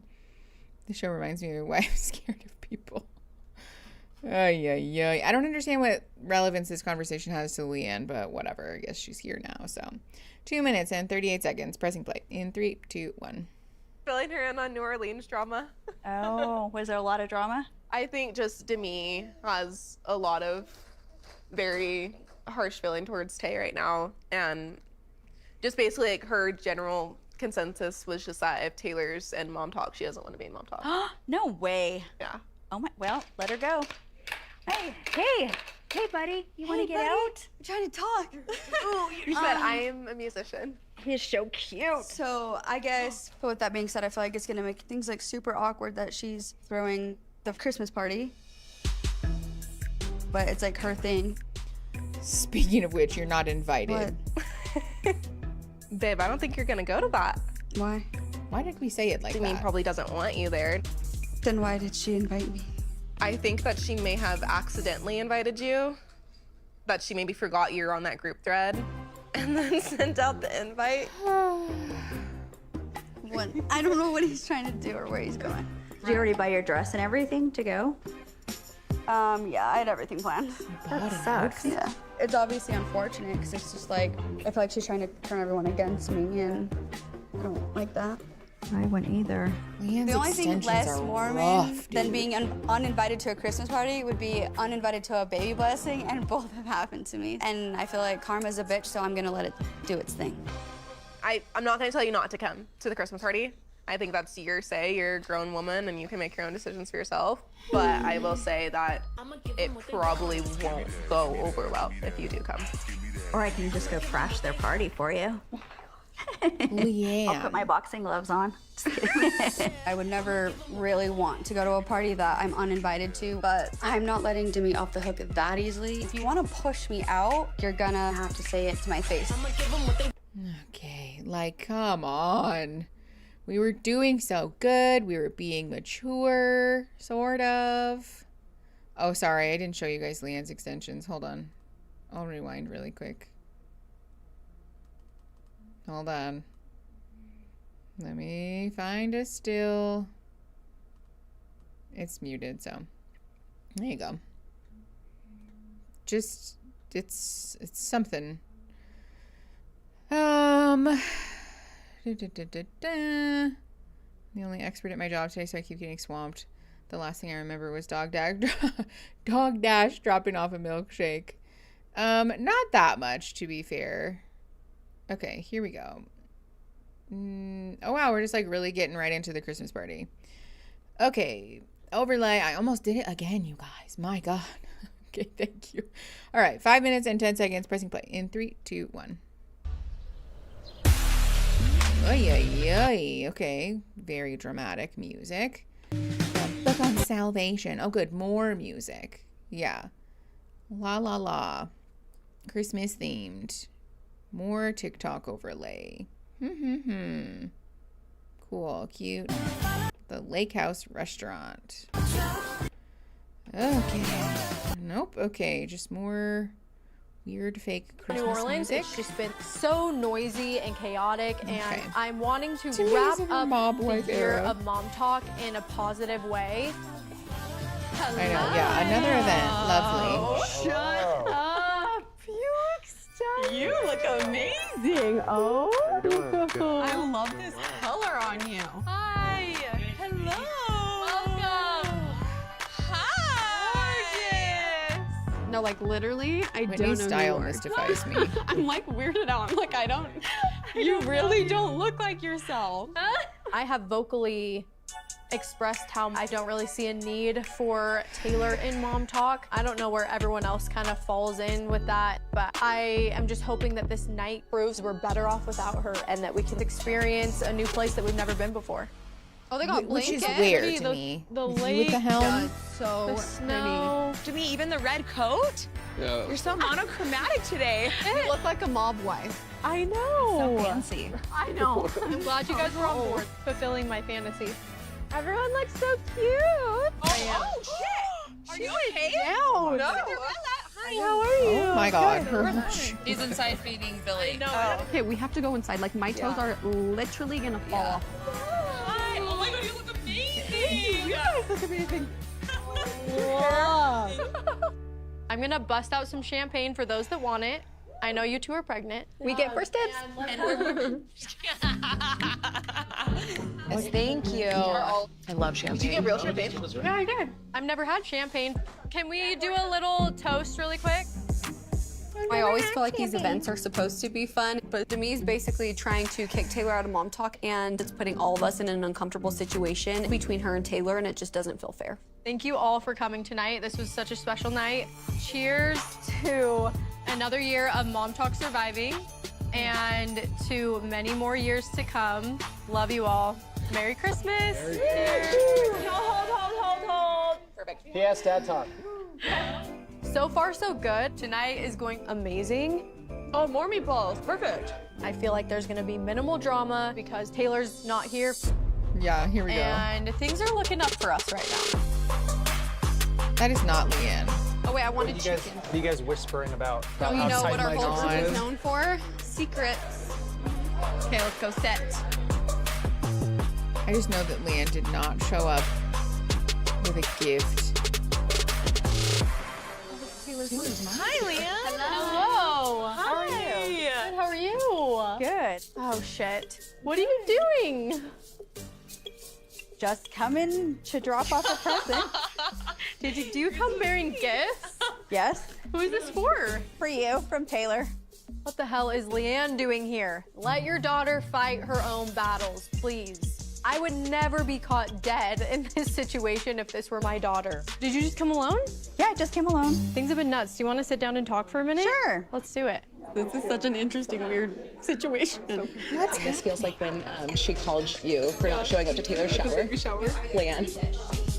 Hey, Whitney. Mm-hmm. Yeah. This is Leanne, Tay's mom. How's it going? Good, what's up? Good. I was just calling because I noticed you weren't here. Your mom called Whitney. Oh my gosh. I mean, to be frank, this is very on brand for Leanne. So what's Seems going like on? it. What's going on with Taylor? Oh, I don't know. That's what I was kind of wanting to find out from you. Yeah. You know, the obvious elephant in the room is just kind of the online stuff that's been going on. I kind of was like with her on this. This was such a huge thing for her to go and be on the CMAs. And I thought that was odd too, that none of you guys, it just kind of seems weird. Like, are they jealous of you? You know, like, are they mad because they didn't get picked to go? Okay, yes, that was strange. We all can agree. Like, do you agree with the way that she went about it? I think she did it like as, like funny, like being really catty and was like petty, you know? And she did it. And then it just got out of hand. Do you think that she needs someone to go over there? Me? Yeah. Maybe, but You're voted in. It's you. You're the best friend. Client. This has gotten to the point where I've seen it happen with other people. I've watched it happen online, mixed in with the fact that I'm having Dakota calling, saying all the things that are happening behind closed doors in their relationship. So that's what is concerning to me. It's like you care about her well-being or her family or whatever, but it just seems like you want to be like Queen Bee and trying to be like, okay, let's get Taylor out of the picture. Because I just don't understand this. You know, this woman reminds me of JoJo Siwa's mom. Like, I need you to please leave your child alone. Please stop. Stop getting involved. You're ruining everything. It just...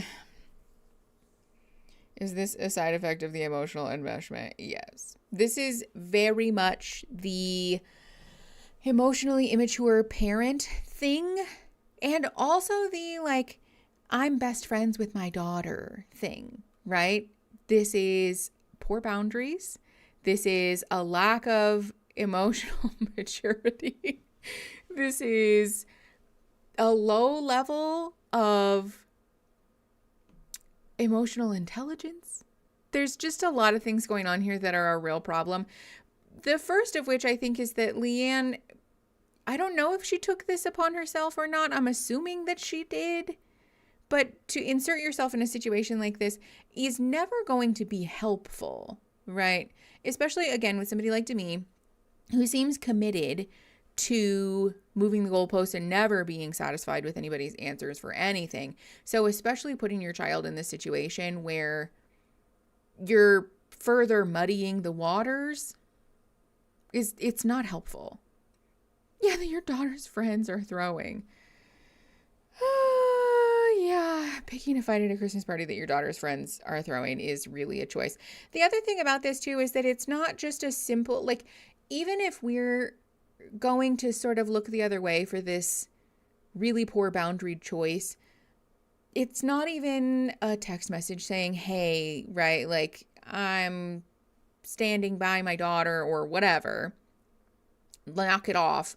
But it also, like, that's a shitty choice in the first place. But this is like showing up in person, picking a fight and causing a scene and just embarrassing everyone.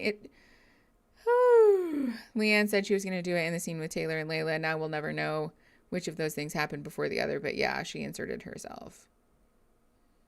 Yeah, okay. We don't know if Taylor asked her to do this or not. At least I don't in this moment, but it doesn't.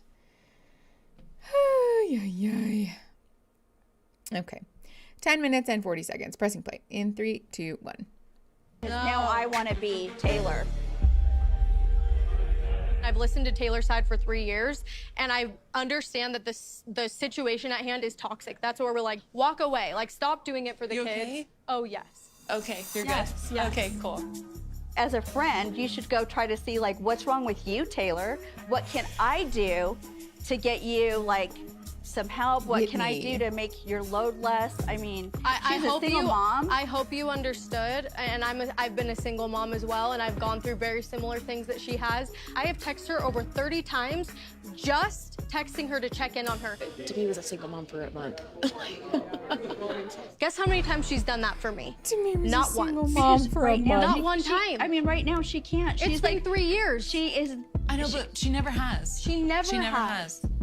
More than anything, I just want to be there for Demi. And this conversation is just getting more and more heated. I mean, Whitney, I get you just it. don't wanna Like, get voted Leanne off is the Taylor's island. mom. She wants to stand up for Taylor, but I'm just like, why are you enabling this behavior? Why do you think that we're in the wrong right now? Why isn't your daughter in the wrong? How can you not see that? I want you to know in the 3 years, I've also gone. As if any of these women would ever say anything negative about their own family.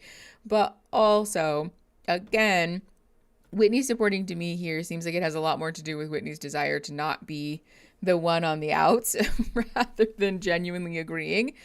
This is like the thing where everybody sucks here, right? I don't think any of these people are correct. And this whole situation is just it's not going to lead anywhere good. So let's just disengage. Given that Taylor didn't know about the phone call during the baby shower, my guess is that she didn't know about this. Yeah, I would hope so. You need to be gray rocking this woman, not getting in the drama with her. This is your fault to me. I do think the mature choice, the actual, like, I don't want this to become a thing choice would have been to say, like, okay, thank you. I don't really have time to talk right now because we're in the middle of a party, but if you want to call me later, feel free. Goodbye, right? Let Leanne make a fool out of herself. But of course we didn't do that. But I'm sure this will all be Taylor's fault somehow. 11:54, pressing play in 3, 2, 1. Through a divorce, I've dealt with fertility issues, marital, financial issues, and not one time in 3 years has she called and checked in on me. And that's not just me, that's the group. What does that have to do with anything?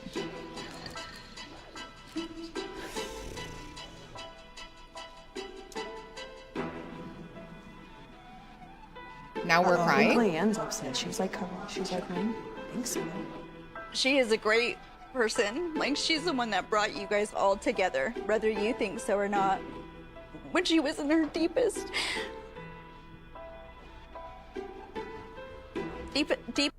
This is classic emotionally immature parent behavior, right? I've been backed into a corner. I can't think of anything to say to refute your point, and so now I'm going to cry. You have victimized me by defending yourself. Again, I want to be clear. I'm not on anybody's side here because everybody sucks. And I'm going to start crying now. Classic emotionally immature parent behavior. Ugh. And first to me is the gaslight gatekeep manipulating throwdown. All right, 12:33, pressing play in 3, 2, 1. Is part of her life, you know, like all her friends that like just disowned her, and to see her friends, her so-called friends, like bash her. I'm so sick, especially with Taylor, of her getting a pass because she's going through hard things and saying, well, that's just how she is. Welcome to the real world, Taylor. This sucked, fucking sucked for us too. For somebody who said they don't want drama at the party. Sucked, fucking sucked for us too. Stop really posting online. Actually care about your friends like we care about you. There's no way to spin this as though she's the victim. She's not the victim here. Is Demi for real right now? I can't believe she's yelling and cussing at Leanne, especially because we're taught in the church to treat others with respect. And yeah, just very inappropriate. She does not get my sympathy anymore. She needs help. She needs to go to therapy, and she needs to go be a fucking mom. Whoa, ho, ho! This is a fever dream, you guys. Holy cow! The timing is What's going on impeccable. here? I'm looking for the nice girls. Zach, is that you? Not now, Santa. The producers definitely had him back there. Oh, yeah. Oh, no. Oh, it's all bad. The Leanne who was shaming her daughter and yelling at her and wanting her to stay in a bad relationship, is that the same one who was talking about how great her daughter is? Mm-hmm. Yes, this is what I'm saying. I am not on Leanne's side whatsoever, and I'm not on Demi's side whatsoever, because both of these people are being dishonest, they're being immature, they're being incredibly reactive and verbose in a way that is not conducive to like actual conflict resolution. Just all bad, all bad. Is this another stripper? Oh, wouldn't that be some real shit? Holy shit, the timing is so real. Okay, 13 minutes and 49 seconds, pressing play in 3, 2, 1. Are you from Chippendales? Hello. Say that out loud. She's the naughtiest. I hope Santa brings me a new group of friends. So real. What do you girls want for Christmas? Peace and MomTok. Peace and MomTok. Whatever Taylor's going through, I pray for her. I hope that she gets the help that she needs. I really do. I appreciate that. Okay. I'm gonna let you guys finish your conversation. Yep. I'm gonna go see Santa. Yeah. Okay. Yep. Whitney. Is it snowing or is that fake? Oh, weird. Is that fake or is that real? I pray for her. I know, Whitney, whatever. Should we go look at it? No. I'd rather be out there than in here. Really? I do think that I want to step in and defend Leanne because I'm really, really shocked by this behavior. I would never speak to anyone's mother this way, but Demi is beyond being reasoned with at this point. So I think everyone's just like staying quiet to stay safe. But I think it is very telling that like if you sat down and you like talked to each of the girls and you. Don't mean to interrupt. Yeah. Surprise for you outside. We can come back to this. Okay. Yeah, definitely fake snow. Okay, like right here, babe. Wow, these are cool. Not the Instagram. I don't want to get in husband. it. In the bubble, it's like this. Oh, cute. Right in the eye. You know, I didn't mean to come and Fake like just snow for photo ops. bombard your party. You know, No, it's okay. I know that you're a concerned mother. Anyway, you want to walk her out to her car? No, that's okay. I appreciate you talking. And I'm sure there'll be more to come. Oh gosh. Because I haven't even pulled out my boxing gloves, so get ready. It was just so inappropriate all around. I definitely feel bad for Leanne right now. She's clearly emotional, and I don't think it's appropriate for Demi to be almost fighting her like she's Taylor. Like, these are all things that they should be saying to Taylor, and I don't think it's fair that they're taking it out on Leanne. I'm really sorry about everything. I know, scream at her and then hug her. Totally sympathize with where you're coming from. I'm so sorry. I'm in a week. Felt like I was listening half the time to Taylor 2.0. I know. Just deflection, excuses, excuses. I understand Leanne getting emotional. Still what I'm crying having somehow. a really hard time with is that you're sitting in front of people who she has been an absolute dog shit friend to, and you're trying to sell me on Taylor being a good person. Clearly that was put into your... Listen, let's be very clear. Again, I'm not on Leanne's side because what Leanne is doing is textbook emotionally immature parent manipulation and an attempt to weaponize her own emotions to sort of push people into submission. And I don't know what Demi expected from somebody's mother to say, like, wow, so manipulative, wow, so terrible that you're defending your child. Like, yes, I don't, like, do these people not know who Leanne is? She is such a predictable being, right? This seems like right out of the playbook. I don't know why anyone would be surprised to see Leanne behave this way. And I think really a lot of the expectation would be like, oh, okay, here she goes again, right? Like defending Taylor to the death, whatever. I don't understand why we're surprised by this. Hi, Dill. I know things are, the shit is hitting the fan right now. Okay. Let's keep going. 16 minutes and 15 seconds. Pressing play in 3, 2, 1. Your head from Taylor, it's giving manipulation. Move it along. Hey, are you gonna open the gift? Should I open Taylor's it? gift? I don't really want to open her gift right now. Should I though? Yeah. I want to see what it is. Oh, okay. Let's get this out of the way because I don't know what it is, and the track record with gifts in this group is not. Like, is it ticking at all? I'm like, it's a bomb! Demi, who's it from? From Taylor. What? Oh, from Taylor. Came with That her. your boss? Wait, I'm so confused right now. It's PR. I would die. Oh my God! Did you give this to her? Wait, is there a card? What the fuck? It's gotta be because of the whole, like... It is because of the J hair thing. Oh my God. Yeah. Well, if that, should we invite Leanne back in and say, I don't know who your daughter is, actually. Taylor Frankie Paul, everyone. This is just so childish and yet again, unsurprising.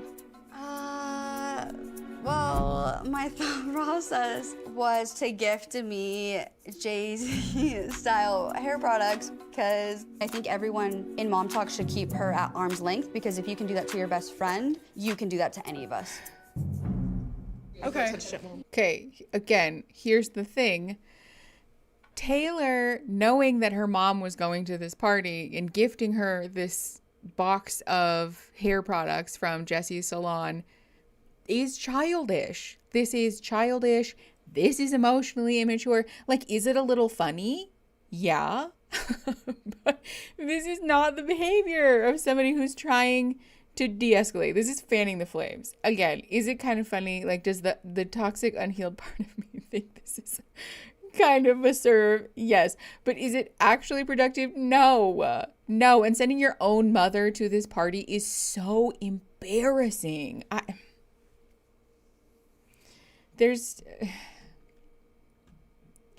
don't know. Do we think this actually came from Taylor, or do we think this was producer set up? I feel like I could see this either way, honestly. Yeah, Leanne volunteered as tribute. Valid. And again, this is an everybody sucks here situation. Yeah, it's a PR box from the salon that Jesse owns. Okay. 17 minutes and 35 seconds. Pressing play in 3, 2, 1. I'm gonna head out. Oh, love you. Love you. Like, MomTok was originally about not only women supporting women, but especially mothers supporting other mothers. I worry that maybe it's drifted from that. I'm not entirely sure if it's something I want to be a part of again, but it's also hard because I'm like, MomTok could be great. Bye, Miranda. Bye, Miranda. So I thought that with like the new year and being MomTok and celebrating MomTok, I think we need to talk about things like who's in, who's not, like what's going on. What is this? A board meeting? Yes, a board meeting. Oh no. Businesses do this all the time. We're no different, lady. True. So let's find a time that works for everyone, but what does that look like? Like who's coming? Like I think everyone come, let them speak their piece, and then go from there. I do feel like Miranda is like an honorary member at the moment. Like we haven't officially brought her in, so should we do this without her? We need to get the OGs together for a minute and like Okay, so hash it everyone out. but Miranda. Yeah, I'm really not sure how this meeting's gonna go, but it needs to happen because Demi is destroying the soul of MomTok. I'm sad because I did consider Demi my best friend, but time and time again, she punches down on everyone. It's her behavior that reads as destructive to MomTok, not Taylor's. Yeah, that's kind of how I view Taylor. At what are y'all talking about? Are people like disengaging enough to where it's like, well, we're not gonna all pull the weight for you. Like we're moving forward and we're rebuilding and we're reestablishing things. It seems to be a running pattern that wherever Taylor is, chaos follows. It's never gonna end well. And so I think that this conversation is very important to the future of MomTok. So if you care, come. If you don't care, then don't be part of it. You're showing us, yeah. I don't understand. Yeah, it's a Mormon cage match. Like, whatever, dude. I understand that this is likely producer orchestrated and still very annoying. Oh, okay. Do you think Liz has the big carrots like this? No way, Hudson. Oh my gosh, how are you? She wants to know if you have carrots. I've been super busy because I am in the process of writing a book. I got a book deal. Like officially, like Yes. Yes. MomTok is supposed to stand for women supporting women, but the fighting in MomTok has gotten so out of control. When I first started social media, my whole goal was to inspire other women with my story. So writing this book, I'm really hoping I can lead by example. Come here, Harlow. It's good to see you guys again. Good to see you guys. It's been a minute or two. My book is about my life story because I was a sophomore in college when I got pregnant. And when I was pregnant, Hudson's dad, Eric, passed away. No, I was sad I didn't get to go to the baseball game the other day. Hudson, he walked the first guy, and then he struck out 3 in a row. I can't believe that. Hudson, Hudson did the best. That's what anybody. I couldn't even Like believe anybody. it. We did tell Hudson about Eric. I think it's very important for Hudson to know about his dad because he is half of him. That's it. One more. And there's always going to be that curiosity, and we've always wanted to be very open about it. And that way, too, he can keep his relationship really good with Jacob. Come sit down. Well, it's a little late for that. Yeah, trigger warning for partner death. Just for what it's worth, while we're paused, there's French fry salt on my face. I am really annoyed that this season has featured the children a lot more prominently because, again, the family vlogging thing, all bad. There's no good outcome from this for children. There's just no world where we need to talk about this in such a personal way to the child, right? I think it's possible for Macy to discuss her own story without putting her fucking kid on camera and exploiting him for money. This is not an integrity move, in my opinion. Okay, let's keep going. 20 minutes and 46 seconds. Pressing play in 3, 2, 1.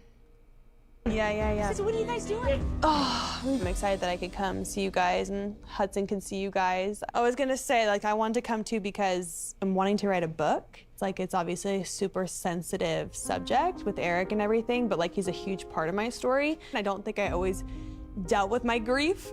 I don't think you really did deal with it. Yeah, it's even harder for me now as I've gotten older because I see Hudson and I see him, I'm like, he's 8 now. Like, he's like old now. It reminds me of him. And it's still hard for me. It still affects me a lot, and I don't know. Hudson's dad, Eric, died in a car crash. I truly feel like he was my first love, and so it like just destroyed me. That's really I sad. didn't want to live, to be honest. And if it wasn't for my son, I don't even know. Pause. Sorry, we didn't, or I didn't realize that was coming. My bad.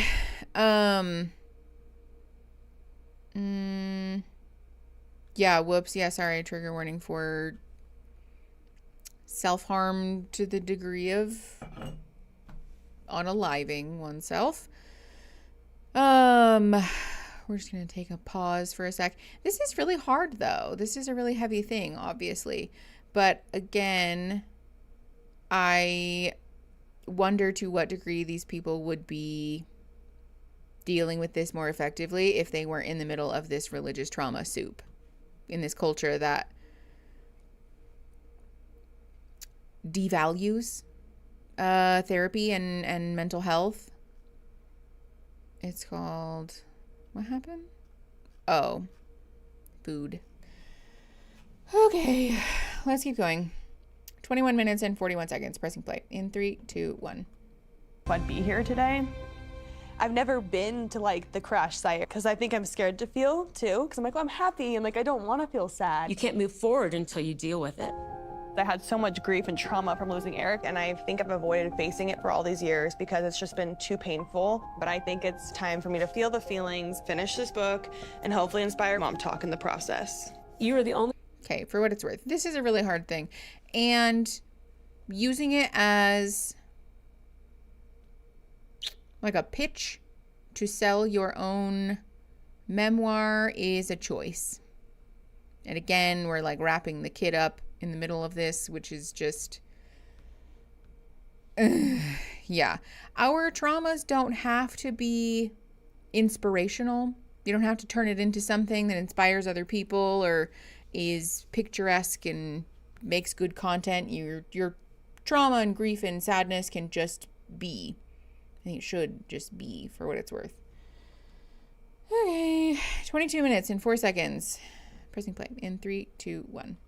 The only one he ever told me that he loved. Yeah. And you mattered to him. Yeah. And so all the more so they you had a mattered to child. me. Yeah. So I got your back. Yeah. We'll keep going. I know. I'm telling you, Mikey, I promise you that's what Eric wants. That's what Eric would want. Okay, that feels kind of fucked up. Yeah, the child is 8 years old. Yeah, she would have been 23, I think. No, 20. If she was a sophomore in undergrad, which I think she was. Okay, Dakota, great. Uh-oh, your dad's here. Totally reading a fake book. Good. Hi. Leanne was totally reading, for sure. He's like your twin, Dakota Jr. What are you up to? Not much, just working. Just working? How are you doing with you and Taylor not being together? It's like what's best right now, and I think it's the only way to just focus on getting better, because a lot of it is just that. It's like there just needs to be like some peace there, of like to like have some clarity and like think. Yeah. Yeah, you know what I'm saying? Going back to church at all? Yourself? Praying, it's like the one thing that can bring us like true peace and happiness right now. Yes, Needs for to sure. sit That's what's down. always kept me going is just like prayer. Like things don't always go the way that you want them to go. Yeah, it is really hard that we're broke up. I think if I would have been in a better place when I met Taylor, I think I could have seen the situation differently. The whole lying thing, that's a very selfish thing that I did. Being an addict for so long, it was like I was always having to hide that. Those traits still will come out sometimes, right? And especially I feel like in a relationship. And I've learned now, the truth will just set you free. Like, so just say it. She called me the other day and, you know, she was just like emotional, and Yeah. I think she's doing better, like since you guys have been separated. Hi, like, Erin. Thanks Yeah. for coming. just like happier. And that's Thank all I you. want too. I just Yeah. want her to be happy. I just want her to like be healthy and to, yeah, that's the only thing I want for Taylor. Is just for her Yeah. to be in a really good place. And, jeez, dude, what is going on? Leanne looks at Dakota like she wants to marry the man, which is super concerning and very uncomfortable. Okay, here we go. Jizz salons. Health journey I've been going through has really grounded me during all of this MomTok drama because it's made me realize how blessed I really am. It obviously looks crazy, but when I was looking in the mirror, I was like, oh, it's... Sorry, whoop. Okay, hold on. Yeah, like it's really thin. Don't look. The biopsy was If you're benign, not which is such into great... medical stuff. I don't know if they're going to show it again, but they did show her scar, her surgery scar. It's not particularly gory or anything, but it's not great.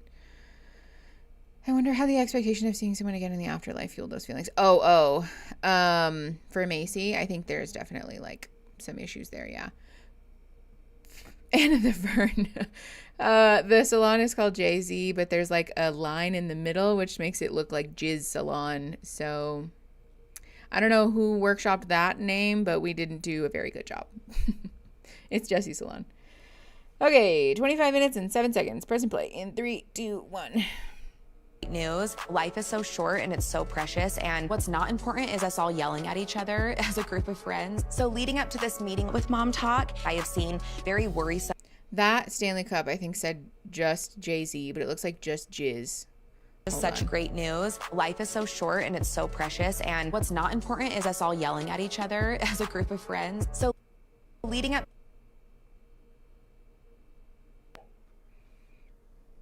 It literally says just Jizz. Oh. I don't think I can zoom in really. Ugh. Jessie, come on. Don't even talk to me before I've had my morning Stadley of Jizz. Yeah, she really went for it. Jessie really said, I'm going all in on the Jizz merch. Oh boy. Okay, well, good news. Jessie's biopsy was benign, so that's good. And it seems like she's had a realization that Demi is, in fact, cuckoo bananas. So 25-14, pressing play in 3, 2, 1. To this meeting with MomTok, I have seen very worrisome behavior. So I think we just need to get things out in the open. Oh my gosh, you're back here. Hi, I didn't even know you were coming in. I know, I came to get some hair for my mom. Oh, I love it. I was like, didn't know if you'd even be here. She definitely gets these too. So yeah, you know her stuff, so I was I'm like, like, it's I actually know. perfect you're here because I was gonna call you. Oh, no, but it's I want to like make you perfect. come here. So what did you think of the drama at the Christmas party? I honestly like feel drained. I felt drained too, but it wasn't even about me. And I was like, are they gonna like fight? Like physically fight? I was about to say something, Michaela's like, no. Like, let it happen? Yeah, she was like, let it happen. I was like, we should tell them to go. And then she was like, no. I don't know. I am feeling so conflicted because like, Demi? Yeah. It's hard to like, all of a sudden I look over, I see Leanne crying. Yeah. I just don't know how she feels like justified though in it. And I was like, why is she yelling?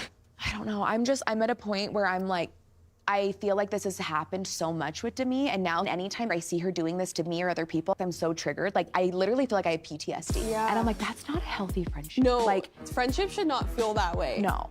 With me and Demi, we're at a crossroads correct right about now that. where I'm like, okay, I can't condone this behavior and back this behavior. I'm putting myself in Leanne's shoes. To have someone like that yelling at you, basically calling Leanne a terrible mother too, is so uncalled for. Demi's also hurt me pretty deeply, so I see her through a different lens now. And with Demi, it's like if you're not with her, you're against her. Like, if someone did this to you and your family, you'd threaten to sue them. That's what you do to Jen. That's what you do to me, everyone else. Like, I'd be pissed if someone did that to me, like a friend. I mean, now I kind of understand why you ride the fence, because like, there's times when I'm like, I just want peace. Trust me, I know. Yeah. It's hard, like we're all in this weird friendship. Yeah. And it's like, if you take sides every time, there wouldn't even be like a mom talk. I feel like Demi thinks that you guys have wrapped it up, and then I see the conversations and I'm like, no. Seems like we're bad friends then. I don't know if I agree with Demi's definition of loyalty because I don't think she's always been a loyal friend to Jesse. I feel like Demi is really heated right now about Taylor, but she was really heated about Whitney in the past and Jen. I think there is a lot of friendship mending that has to happen, but Demi's not a good friend. Friendships are hard. There's nothing worse than like dealing with a bad friendship. I almost feel like it affects you sometimes more than relationships. No, it does, because relationships, there's an expectation, like, we're choosing this together, don't screw me over. Yeah. Whereas friendships are almost harder because it's like there wasn't that expectation, so it hurt me more. Even after Saints and Sinners and in New Orleans with everyone, I know she was mad at me for siding with Taylor on a few things, but I feel like through the Italy drama, I've had her back, because I'm like, I was there the whole time in Italy. Like, I saw everything, and I'm also friends with Marciano, and I've like chatted with him about it, and he's like, nothing bad happened, that was fine. But I'm like, I've had your back during that. And even if you did something wrong, I would have your back, I would. Exactly. Thank you, That's so frustrating. Just because I happen to agree with Taylor on something doesn't mean I'm a bad friend. Like, there's a lot of gaslighting and manipulation going on. She's done it to Whitney now, she's done it to me, she's now doing it to Taylor. Like, that's a scary friend.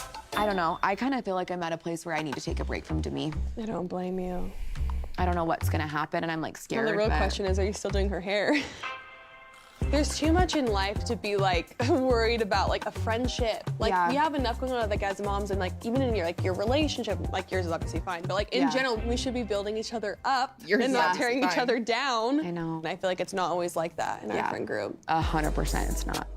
I'm really hoping we can get back to a place where MomTok is supportive again, but right now that's not happening, and I feel like we all need to sit down and maybe talk about some hard truths to kind of figure out the future of MomTok.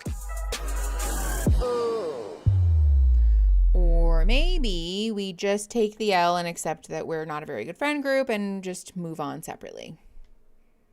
I think MomTok breaking up would probably make them more money, actually, so... Our fixation with staying together is not... Big MomTok meeting to hopefully get to the bottom of what's eating away at our group. The escalating tension between Demi and Taylor is so thick right now, and it's impossible for it not to affect MomTok. It feels like something has got to give tonight, because MomTok cannot go on like this. I don't really want to pick sides, but if I have to, I'm not going to choose the side of someone that's forcing my hand. It's time for a reckoning.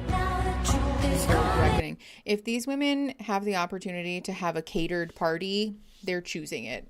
Super glue. Yeah. Is And this so bruising or is that part of the tape? It's just weird to like they cut my throat open. Like that's the weirdest thing to wrap your head around. Oh. No.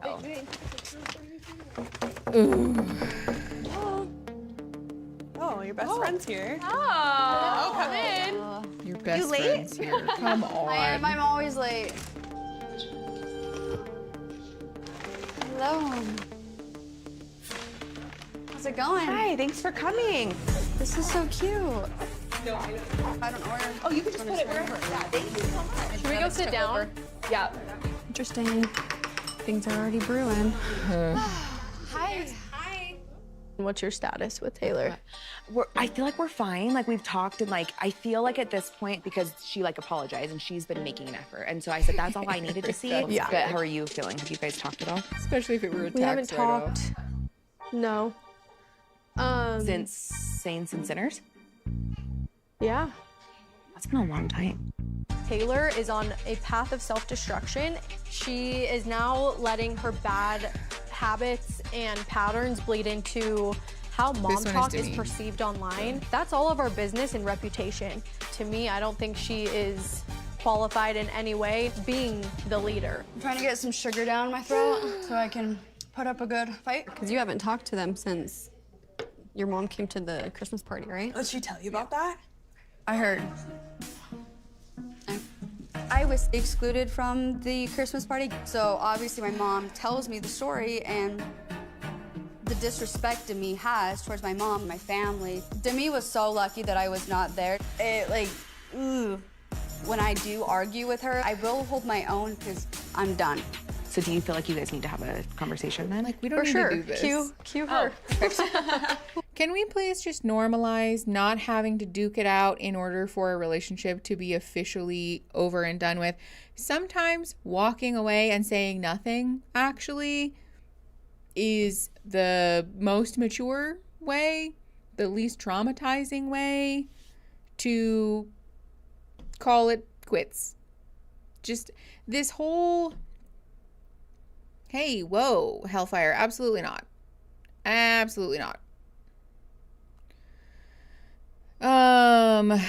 The whole, like, we're gonna fight with each other and duke it out and all of that. No, we don't need to be doing that. Just, ugh.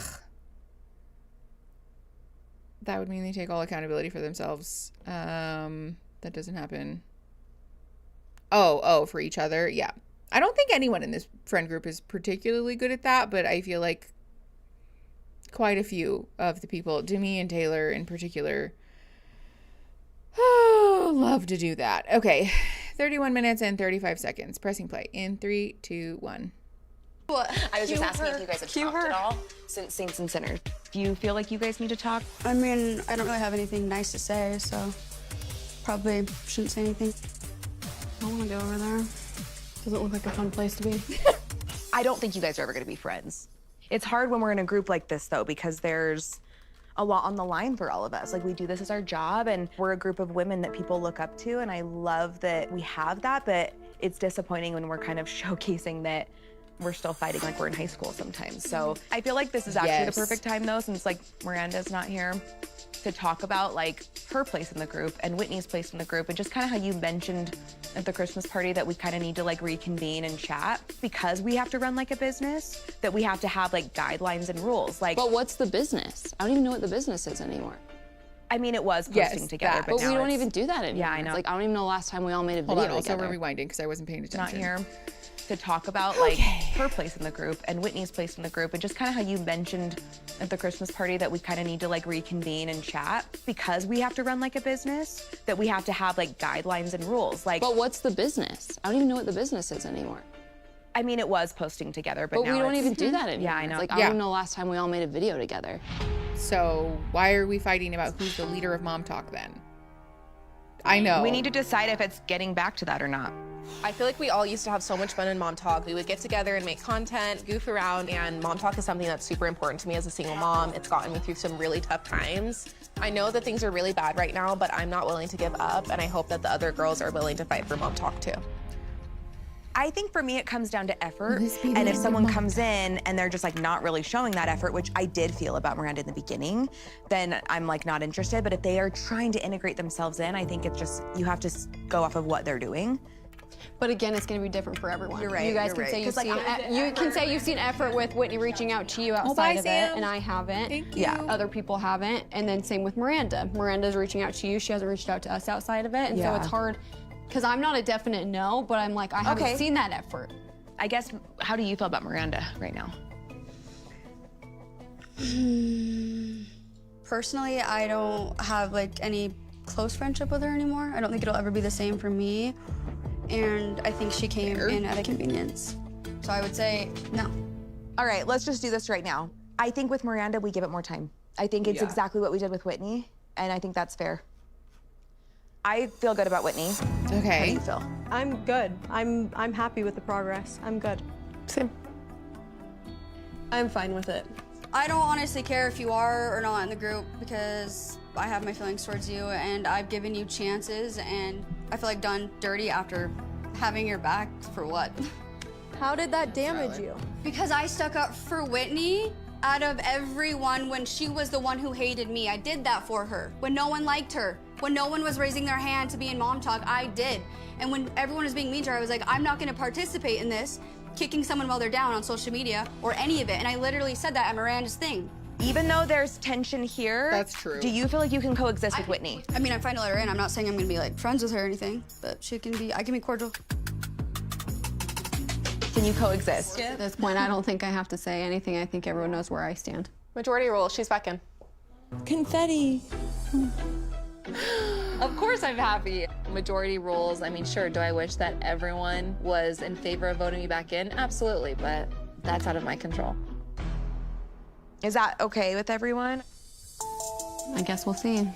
I have conversations with everyone and I feel like they're all on the same page that I am. I don't think she's ever gonna change. And I just am over it. I'm over it. I feel like once her true colors come out again, it's definitely gonna be an I told you so moment.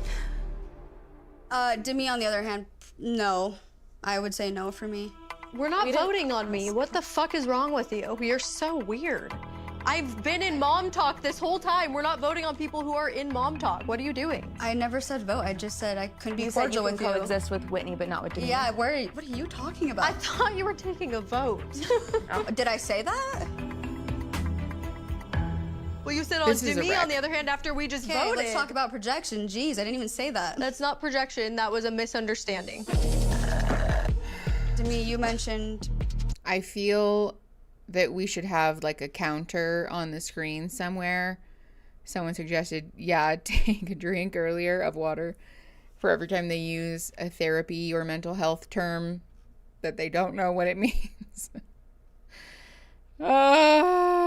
If this weren't alive, we probably would, because yeah. Okay. We've talked about this like the whole season basically, but for what it's worth, to reiterate, this attitude of voting people in, voting people out of the business, again, even though that's not how it works, voting people in and out of the friend group, all bad vibes, all fucking terrible choices. Nothing about this is going to lead to like the resolution of MomTok and things getting back to normal. Like, that's not helping. None of this is helping. If we really have issues with this, then I think sitting down to have like a mediation or to talk it out or whatever. But this is not going to lead to that. I don't know why we have this expectation that it will, but it's not. You can get like a little mini scoreboard. Honestly, we packed up everything in the office, but I'm like, damn, of course we just got rid of the whiteboards.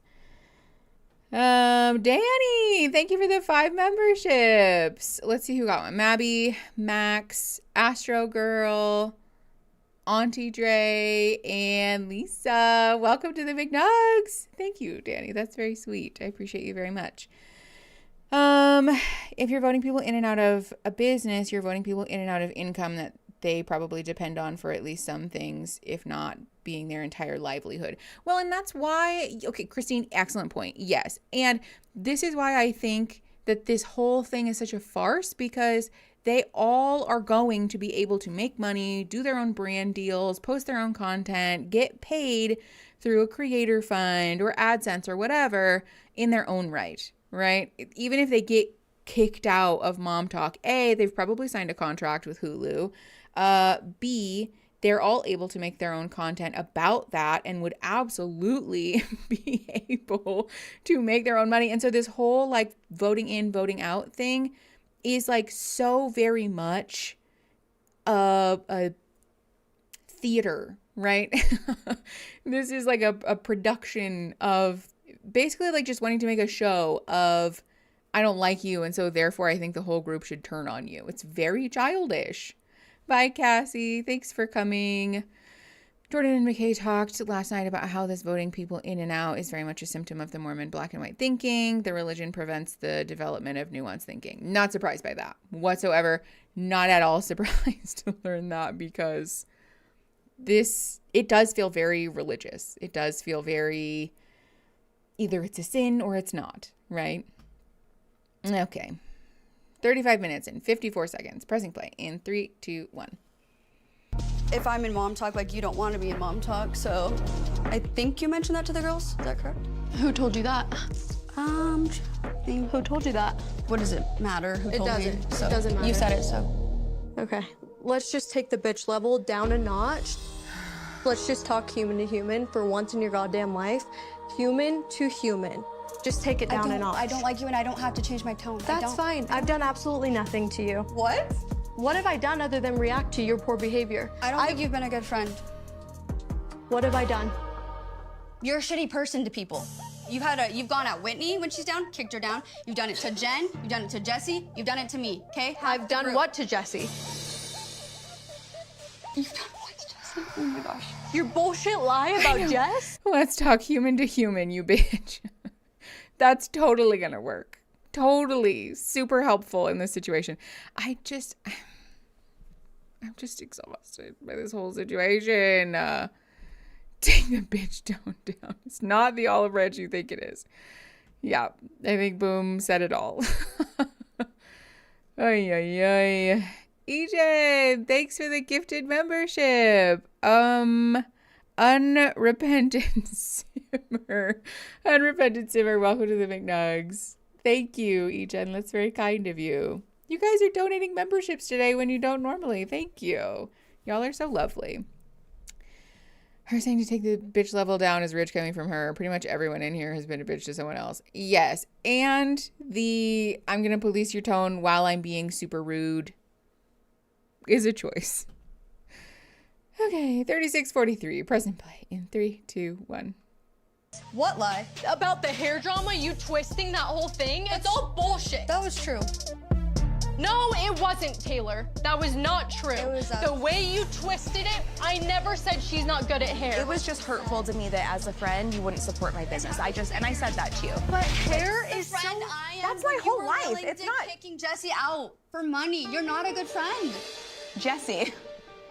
Are you worried Demi was willing to take a bigger contract even if it meant you potentially being dropped from the show? We can't run away from this. I know. Okay, here we are.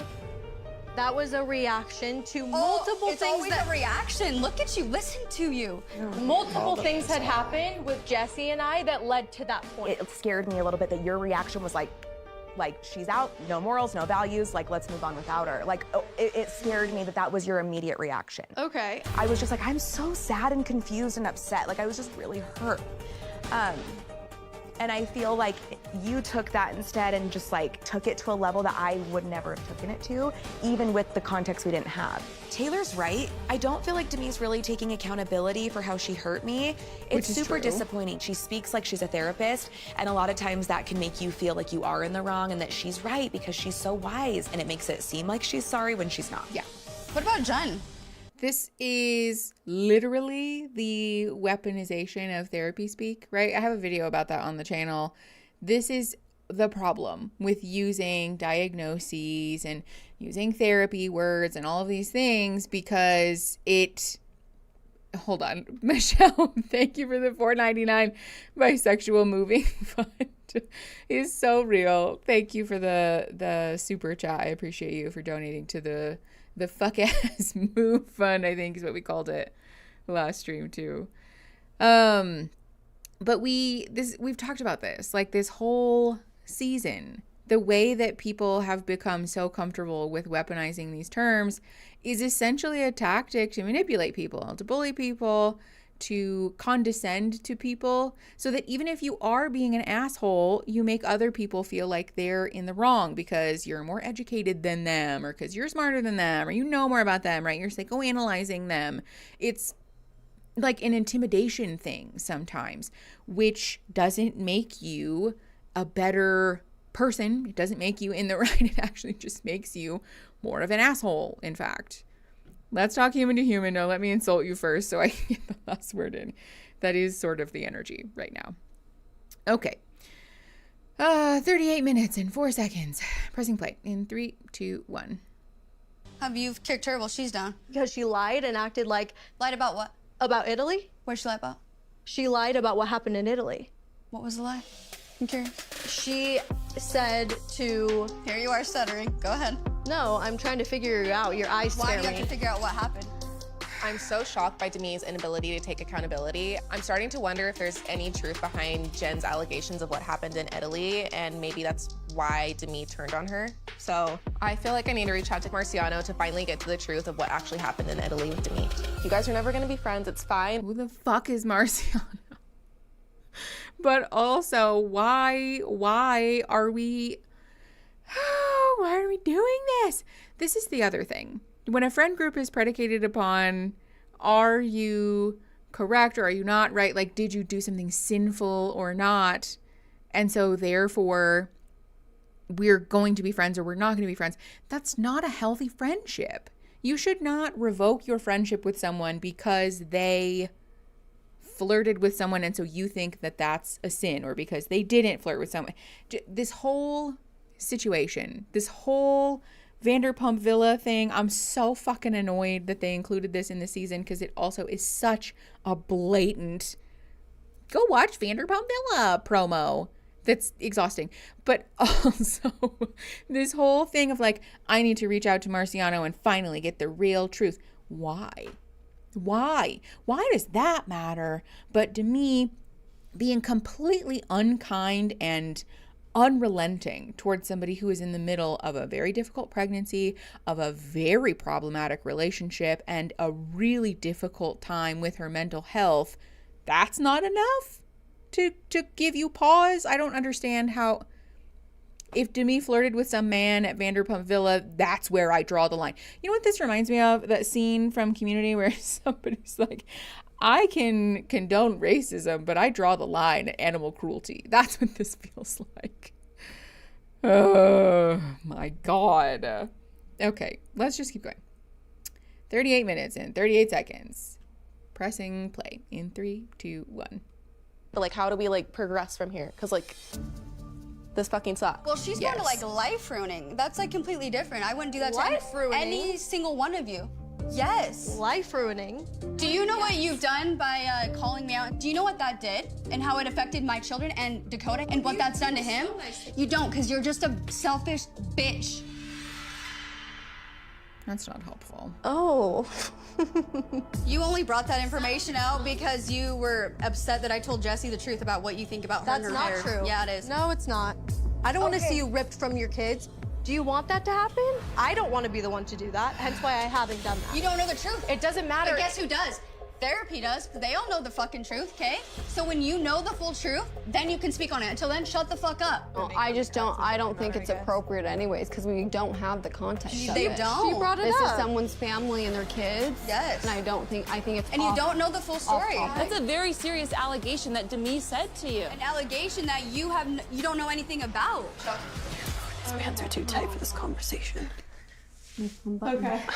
So if you guys can't coexist, what's gonna I mean, she was the one who brought up I can't be in it if Taylor's in it. So that, I mean, I'm trying to get that clear. So do you still feel that way?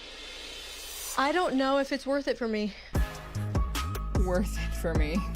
How do you feel like your friendships stand with all of us though? Because I feel like there has been upset feelings because most of us are not It's in a bad place with each other. jarring to see how quickly things have been brushed under the rug. How can you guys be friends with some? She's disgusting. She's a disgusting human being. I don't understand it. Like, please, someone make sense of it.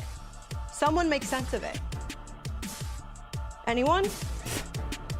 No, because I don't think anyone feels as deeply about it. Yeah, this is between you two for sure. If I was watching someone treat my friend and talk to, knowing the type of person I am and the type of friend I've been to all of you, I would be fighting to the death, defending each and every single one of you. That's the type of friend I am.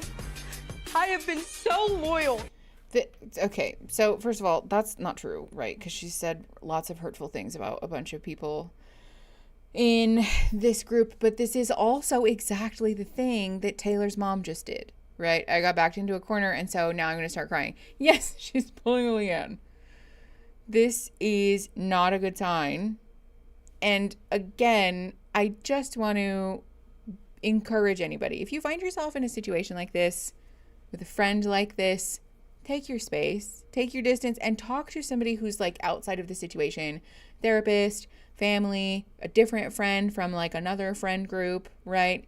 Anybody, literally anybody about this situation, because people who guilt you into co-signing their dysfunctional behavior by telling you that you're a bad person if you don't are not healthy people, and they're not good friends to you. These are also people who are likely to throw you under the bus if it means keeping themselves afloat, right?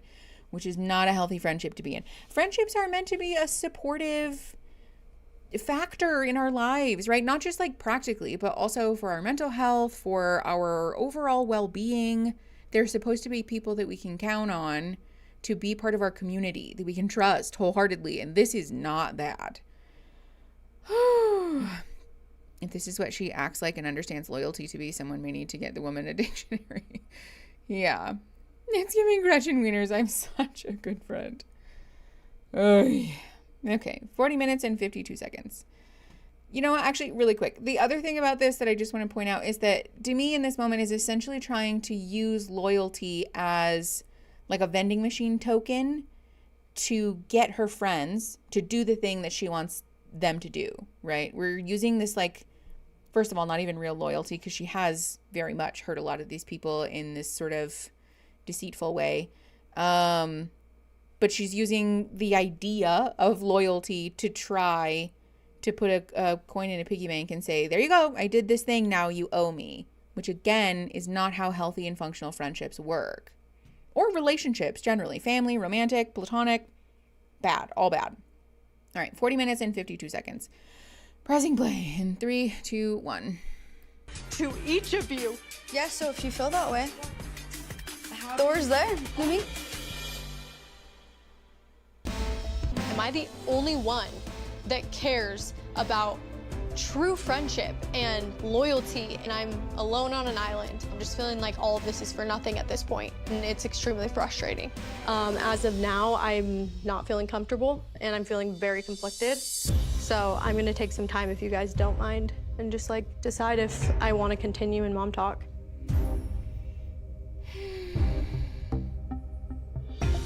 Yeah, we don't mind. Or I don't mind. Sorry. You can speak. Oh my gosh. That is so toxic, Taylor. As of now, wiping my hands clean. I'm done with MomTok. I can't do it anymore. Okay, bye guys. We are done. I also want to point out the fact that Whitney was hyping Demi up in private, and then as soon as it came down to it, to either support her friend that she supposedly agrees with so much, or get to be part of the in-group, what did she do? She sat there with baby Billy's Bible bonkers and said nothing.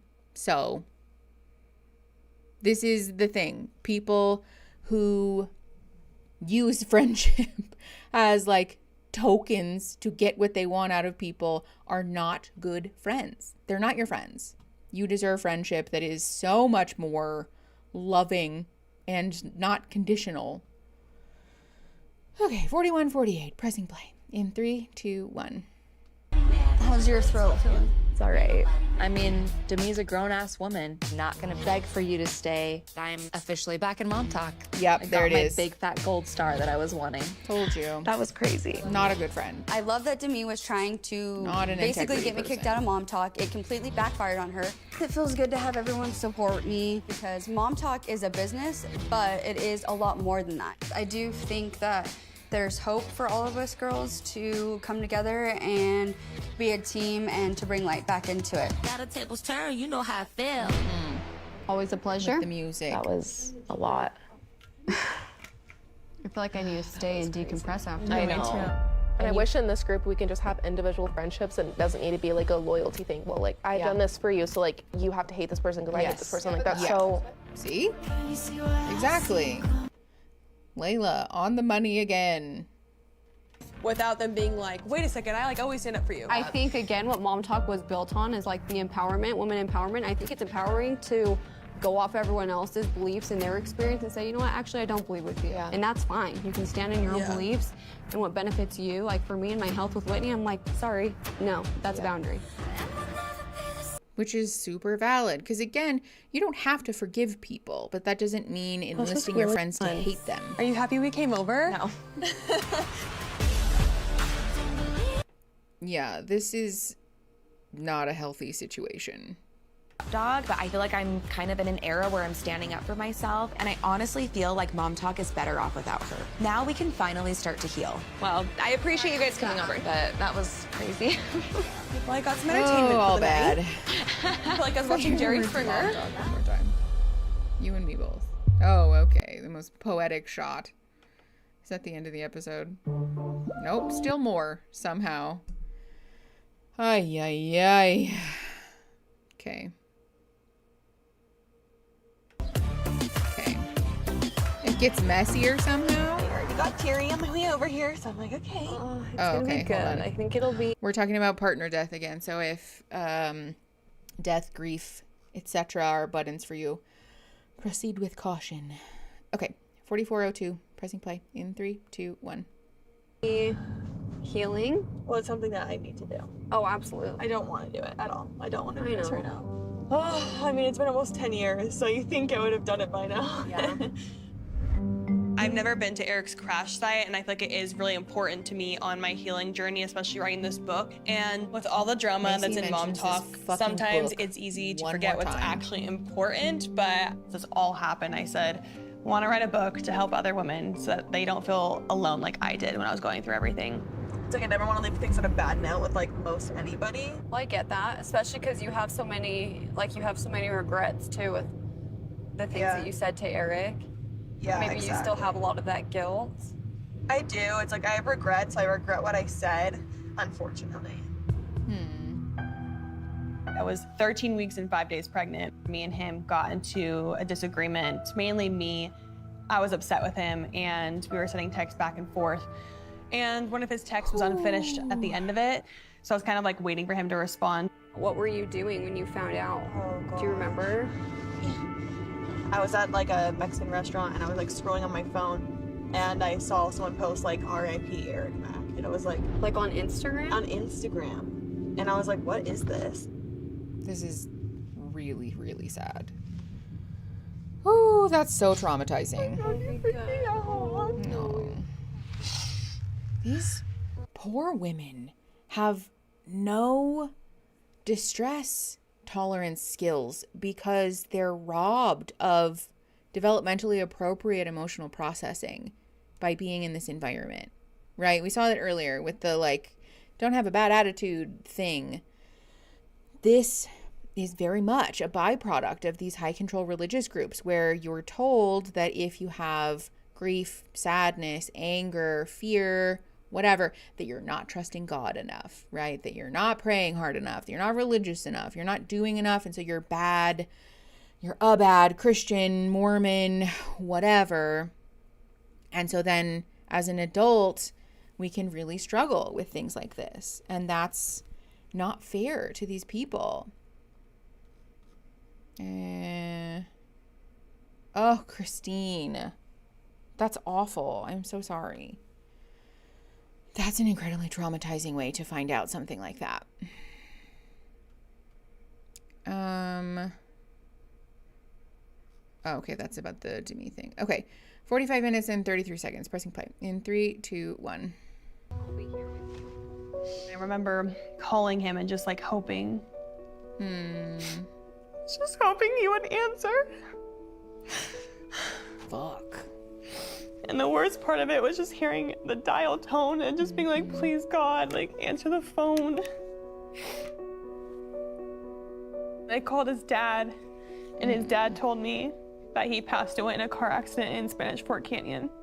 It was the most traumatic time of my entire life. Pause. I can't believe him. Okay, we're just taking a pause just because it's heavy. Don't forget to breathe, everybody.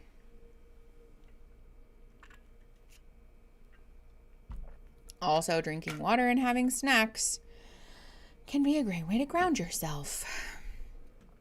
Okay. Lisa, thank you for the 5 gifted memberships. Y'all are doing the most today. Thank you. Ratty, Nicole and her cats, Sarah C. Draws, Mariah Robb, and Coco. Welcome to the McNugs. Yeah, thank you for the eye bleach. Thanks, everybody, for being here for the team. Thank you. Appreciate you, Lisa. Lisa, sorry. I don't know. Your username is different on both. You get it. Oh, I'm going to pop out because it's hitting a little too close to home. No worries, Az. Yes, of course. Please take care of yourselves. Okay. We are going to keep going. We're at 4606. Again, if this is a button for you, please make sure to take care of yourselves. Emergency exit if you need. Okay. 4606, pressing play in 3, 2, 1. I think it's just like triggering. Oh, for sure it's triggering, especially if you've never put yourself in that position. I know. Even after all these years, it's not like it's easier. I think it's really good, though, that you're going to see it, and hopefully it'll be closure. I know. I hope so. Oh, God. For what it's worth, it's not that simple. But I'm sure Macy knows that. Hopefully.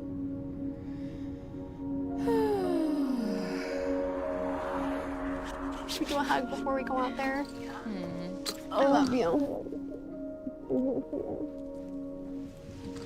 Oh, don't cry already. You're gonna make me cry. It's okay. It's okay. You don't have to tell people not to cry, though. We should just let people cry. I think it's at this marker right here. Oh. Just like walking across the highway. Oops. Okay.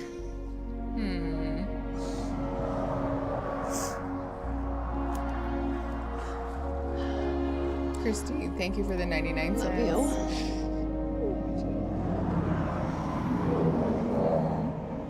Guess I will just leave this here then. Yeah. I remember getting there for the funeral. And his parents had to hold me on each arm because I was just a wreck.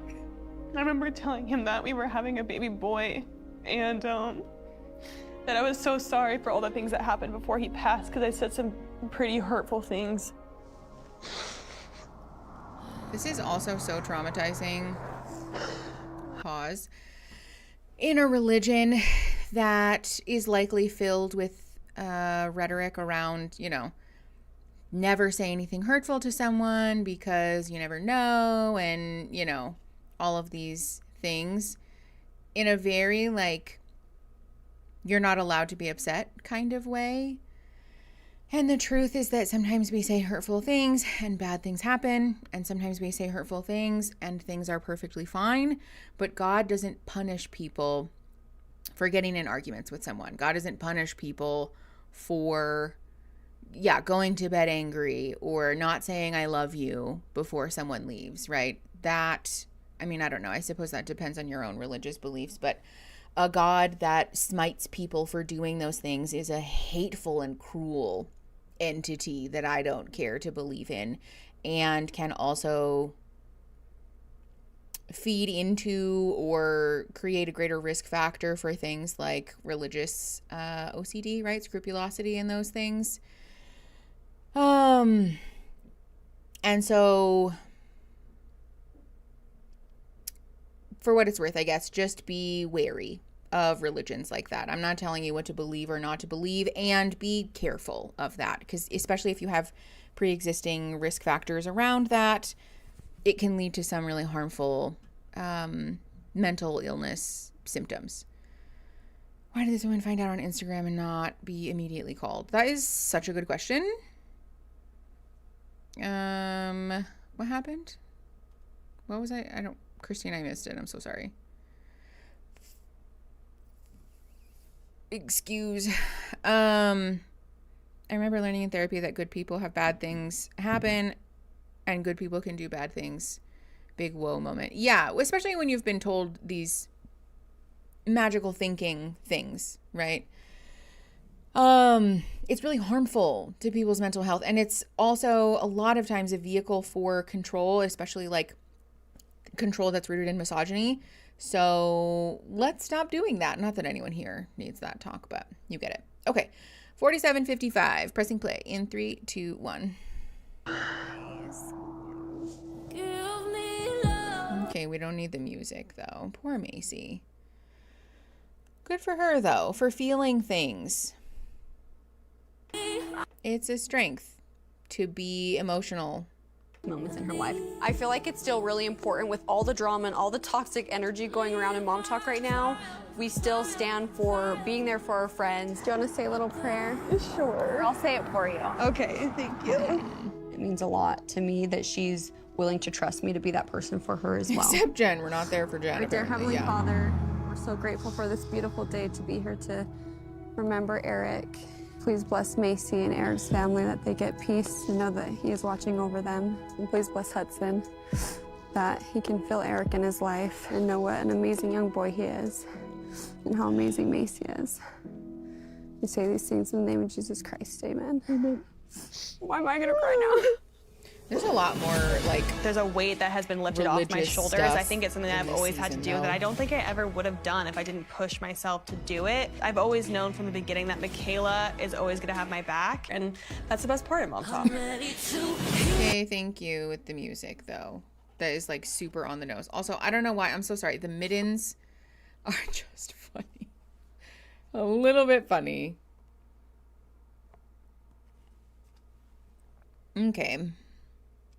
Okay. With the choir music. Be serious. This season is so like obsessed with religious propaganda this season. Why was I going to say paranoia? Whoop. Okay. More music. Oh, not Marciano. Come on. Wow, miniskirt. You look hot. I know. Nice. Oh my gosh. How are you, shit. stranger? Okay. Oh my gosh, you look Good great. seeing you. How's skiing? It was fun. I've never been up here to do your ballet. Really? Yeah. It's cool. Well, I'm glad you asked me to talk. 'Cause Yeah. I wanted to... Oh, it's so good to see you. Cool. Can we go upstairs and talk? Yeah, a little totally. privacy? I have some stuff to talk to you about. I'm scared. Now that Demi has left MomTok and Jen is MIA, I want to finally get to the bottom of what actually happened in Italy. So I'm going straight to the source to get the truth once and for all. I know Marciano from the villa, so I reached out to him, and he agreed to come to Utah to meet with me. Totally not anything to do with the show whatsoever. Can I give you a water? Let's have privacy, but put it on TV. Here you go, darling. Thank you so much. You're welcome. Why with the I am going to pour myself tequila. Which darling, you look hot, all of this stuff, knowing that Layla's in a relationship, like, must we?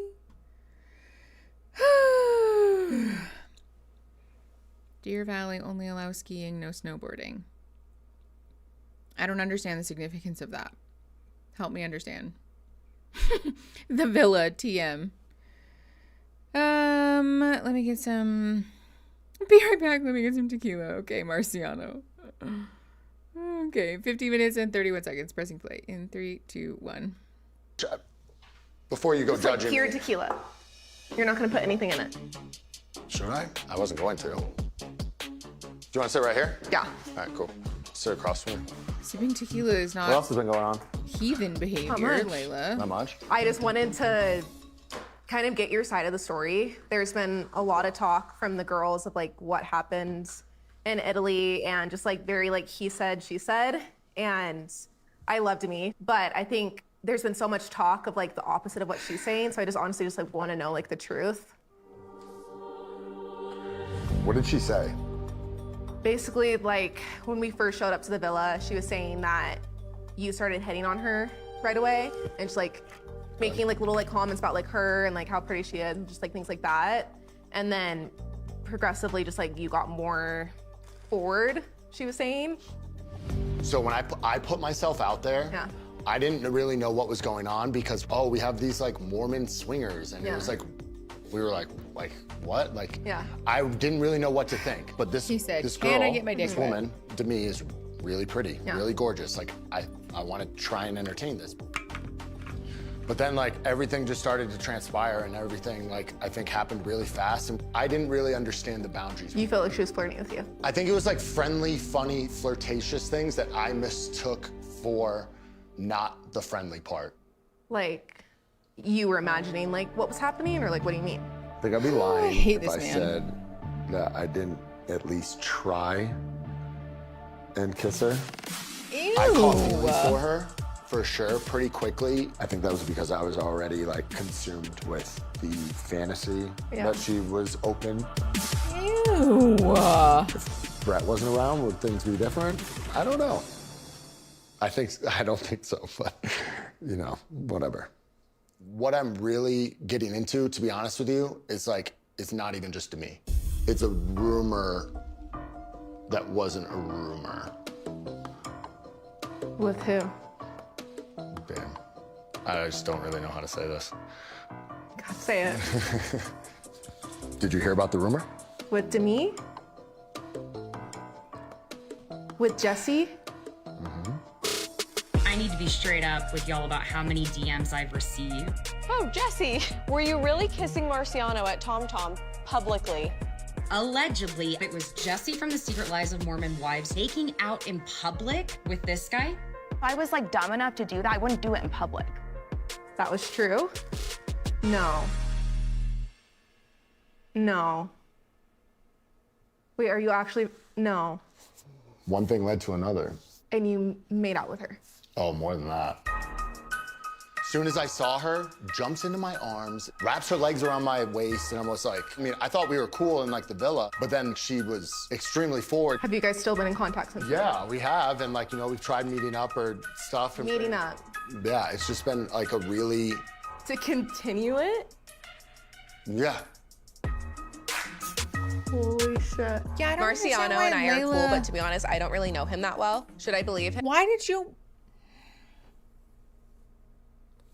This stinks of we need another season and we need something as a cliffhanger for the very end, because Layla saying, I don't even know the guy that well. I don't know if I should believe him. Why are we here? Why are we here then? Why did you ask to meet up with this person that you don't know very well? The fake, oh, I don't want to say, please, he loves the attention that he'll get from this. And also from somebody who openly admitted, like, oh, I was just attracted to the fantasy of hooking up with somebody who's a swinger. Like, don't tell me that this man doesn't love the idea of being like, I fuck some other guy's wife. Like, he's living for this. Oh. This stinks of producer, at least exaggerated drama, if not outright fake drama. Okay, 53-57, pressing play in 3, 2, 1. Him, or is he just full of shit? If he's telling the truth, people's friendships, reputations, and families could literally fall apart. This could change everything. Will MomTok survive? Does Jordan know? He doesn't know the truth about how extensive it was. It was not just like a one-time hookup thing. He is living his best life.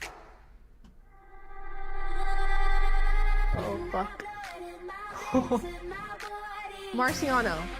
That's why I said, like, it's not like this was just some freaking one-night stand. No, it's a full-blown fucking affair. Also, why is he not, like, more remorseful about this? This one's addressed. Room? This is going to be headlines. He knows that this is ruining my family, my life. But, like, why would Marciano, like, make this up? This is Demi's doing. Yeah. This is so much bigger than you think. The truth always reveals itself.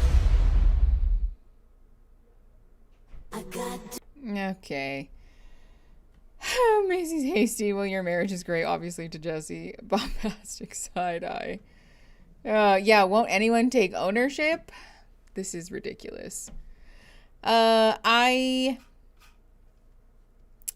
smell Hulu crossover. This is giving, like, Hulu is not happy about the performance of Vanderpump Villa, and so we're tying it into one of their more successful series to try to pump up views, because it's not looking good. What do you mean, why would he make this up? Literally, what do you mean, why would he make this up? For attention? For clout? Because the producers told him to? Because this is an already agreed to publicity stunt? Yeah, for any of the above, for some other reason, I don't know. But whose testimony matters more? Ay, ay, ay. This trip happened before season 1 aired. Yeah, I don't believe that for 1 minute. Oh my God. Yeah, the crossover event of the summer. Sure. Whatever. Wow, you guys, we did it. We finished season 2 of The Secret Lives of Mormon Wives, and it was a wreck from start to finish. I do think this season was more entertaining than the last one, though. There was less lull in the middle, I think. Demi was pitching a fake affair with Dakota as a cliffhanger. What? Aria, what do you mean? I can't wait to watch the next trash show together. I know. Yeah, we're going to come back for the reunion. That should be interesting. You got your like 60 seconds left before your hard stop. I know. Thank you guys for hanging out with me In case you don't know, I am going to be moving. So this is our last stream for probably a month. We'll be back. I'll update you guys. I'll let you know. We are still going to have regular content though. There are going to be videos going up every Saturday while we're gone. So go watch those. If you miss me, go watch those.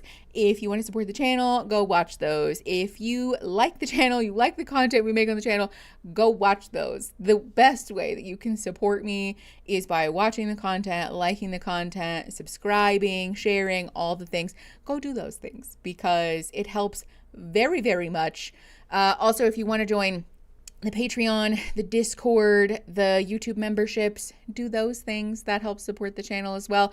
And also helps pay for the fuck ass move. Yeah. Thank you guys very much. So go watch the videos on Saturday. There is one going up tomorrow and I'm actually really happy about it. So go watch that. I will see you guys for our next stream in July, probably, maybe even August. We'll see. And thank you very much for watching Mormon Wives with me. No, Dog Dash is at home. So, okay. I love you guys the most. And I will see you guys when I'm back from my move. I'll be in a whole new house. Okay. Love you guys. Bye.